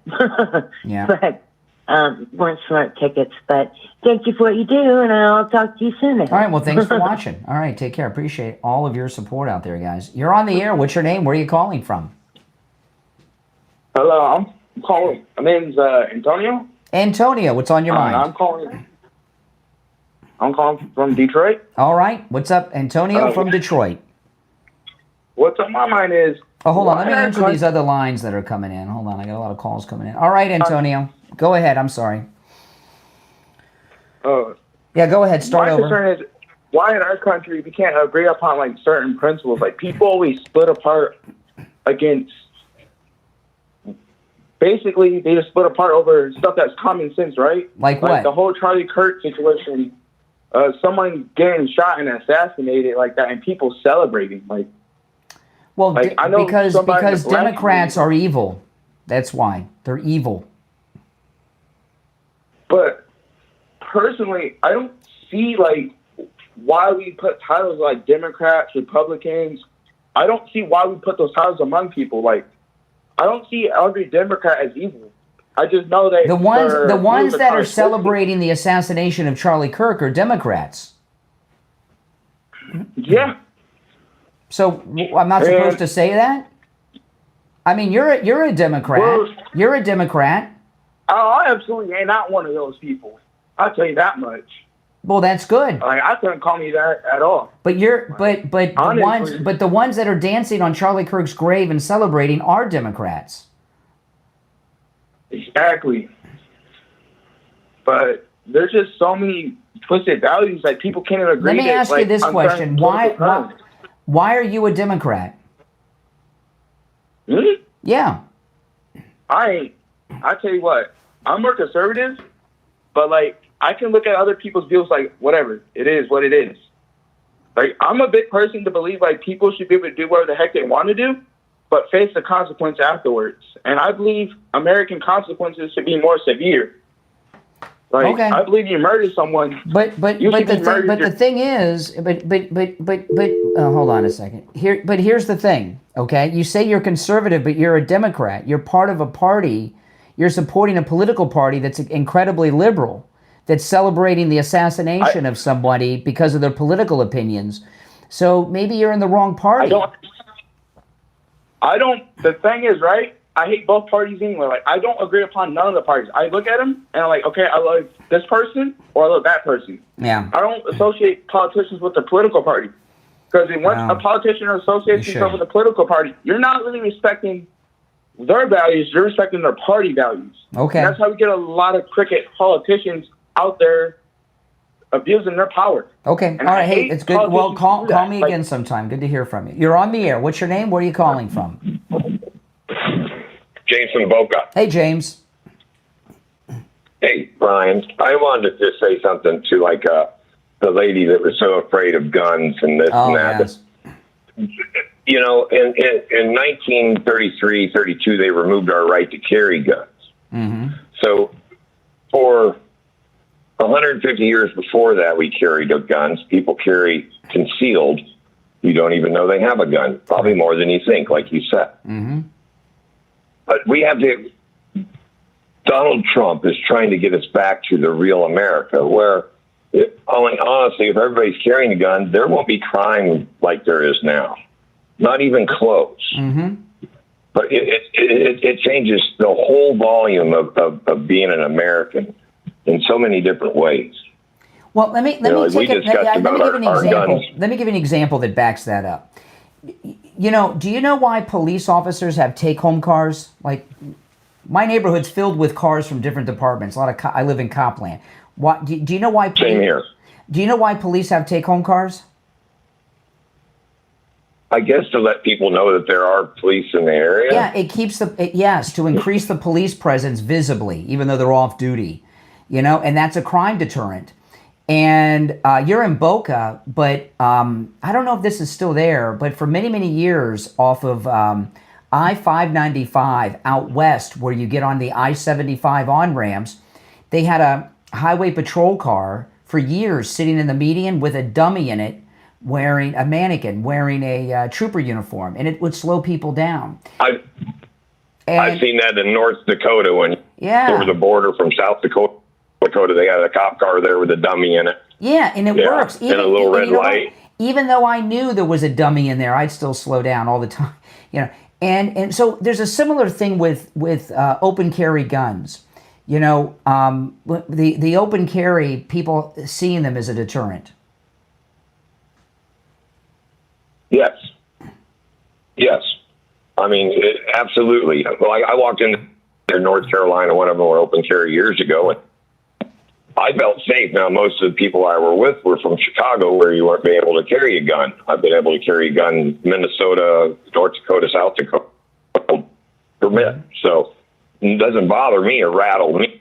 No. But I'm just trying to explain to people that, you know, we had this right years ago. Yes. And I want it back personally. And like you said, I want like a gunslinger's, you know, holster on my side. Exactly. You know. You know, I was thinking I might buy something similar to a policeman's holster is what I was thinking. Like a gun belt.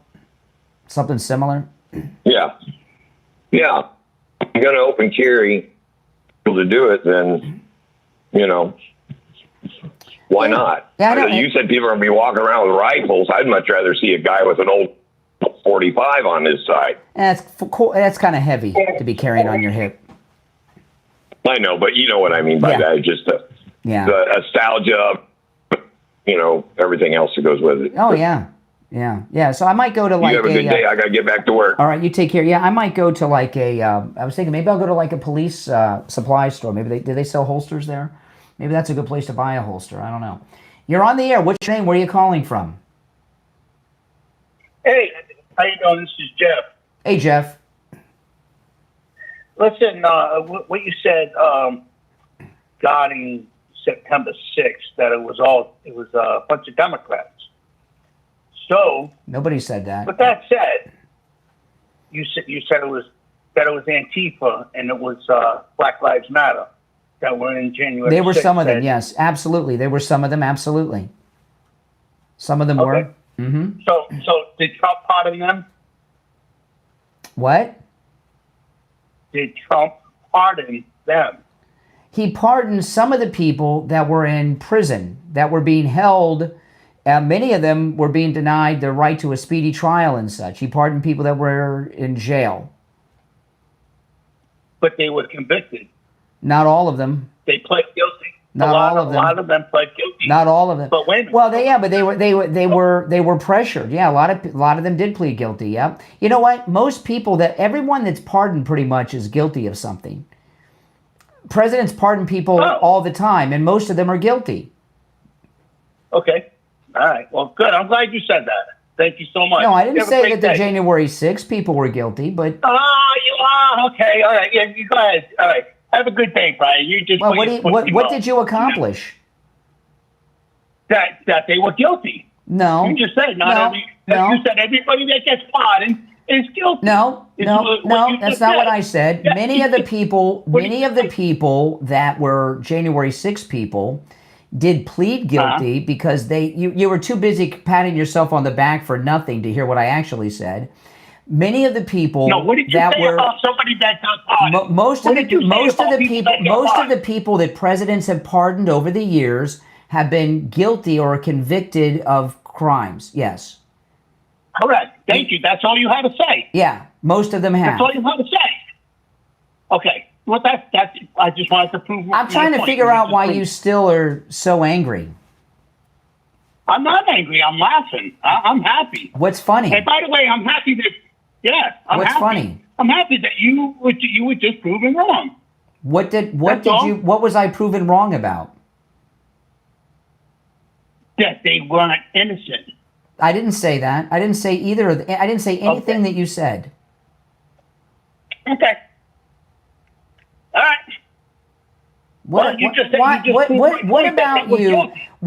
you? January 6th, they were guilty of insurrection. I didn't say that. You just said it. I didn't say that. No, I didn't say that. You said that. Some of them pled guilty. Some of them pled guilty because they were pressured by the government to plead guilty, and they were being tortured. Okay. They were being tortured, and yeah. Oh yeah. What did they do? Waterboard them? Close. They had them in cells. They had guards. They had guards that were wearing Black Lives Matter gear in the jail, leaving lights on and denying them medical treatment. Where you get your information from? Really, I don't. Oh, now you're a singer. You are down.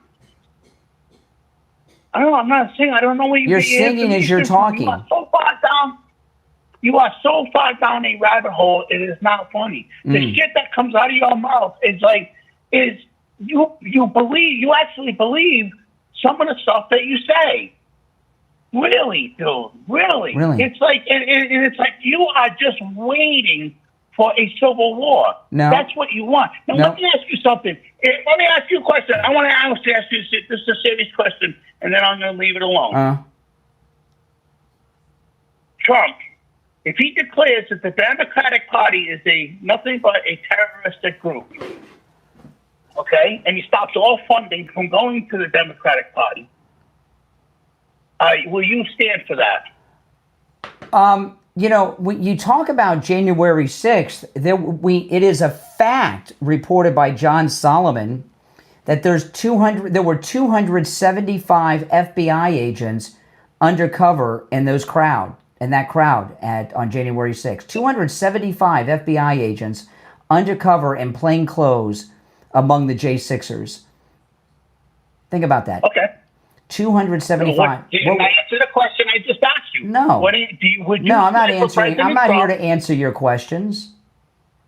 Oh, okay. All right. Okay. I'm not here to answer your questions, but you're obsessed with. I'm not talking. You're talking about a hypothetical. I'm talking about something that actually happened. No, it's not a hypothetical. Yeah. No, it's not because you said, "What if Trump were?" You said, "What if Trump were to do this?" You said, "What if Trump were to do this?" Trump hasn't done anything like that. I'm talking about what really has happened. That the liberals, but he speaks of liberals are nothing but a terroristic group. Trump has not said that. You're talking about hypotheticals. I'm talking about what's real. What really happened is 275 FBI agents were undercover among the J6 people at the Capitol. Okay, they were undercover. So what? Well, they were undercover. Why were they there? And what were they doing? Surveillance. Surveillance? How do you know they weren't leading the crowd through the doors, in the hallways, through the offices? I know what I saw on television. Yeah, you saw 275 federal agents. All right, take care. If you're new to my program, all these liberals, all they want to do is, what if this happens? What if Trump does that? Let's talk about what really has happened, not in your fantasy hypothetical world. If you're new to the program, my name's Brian. This is where MAGA comes to talk. Make sure you subscribe if you're new. And everyone who's already subscribed, thanks for watching. And make sure you like the video, all right? I'll talk to you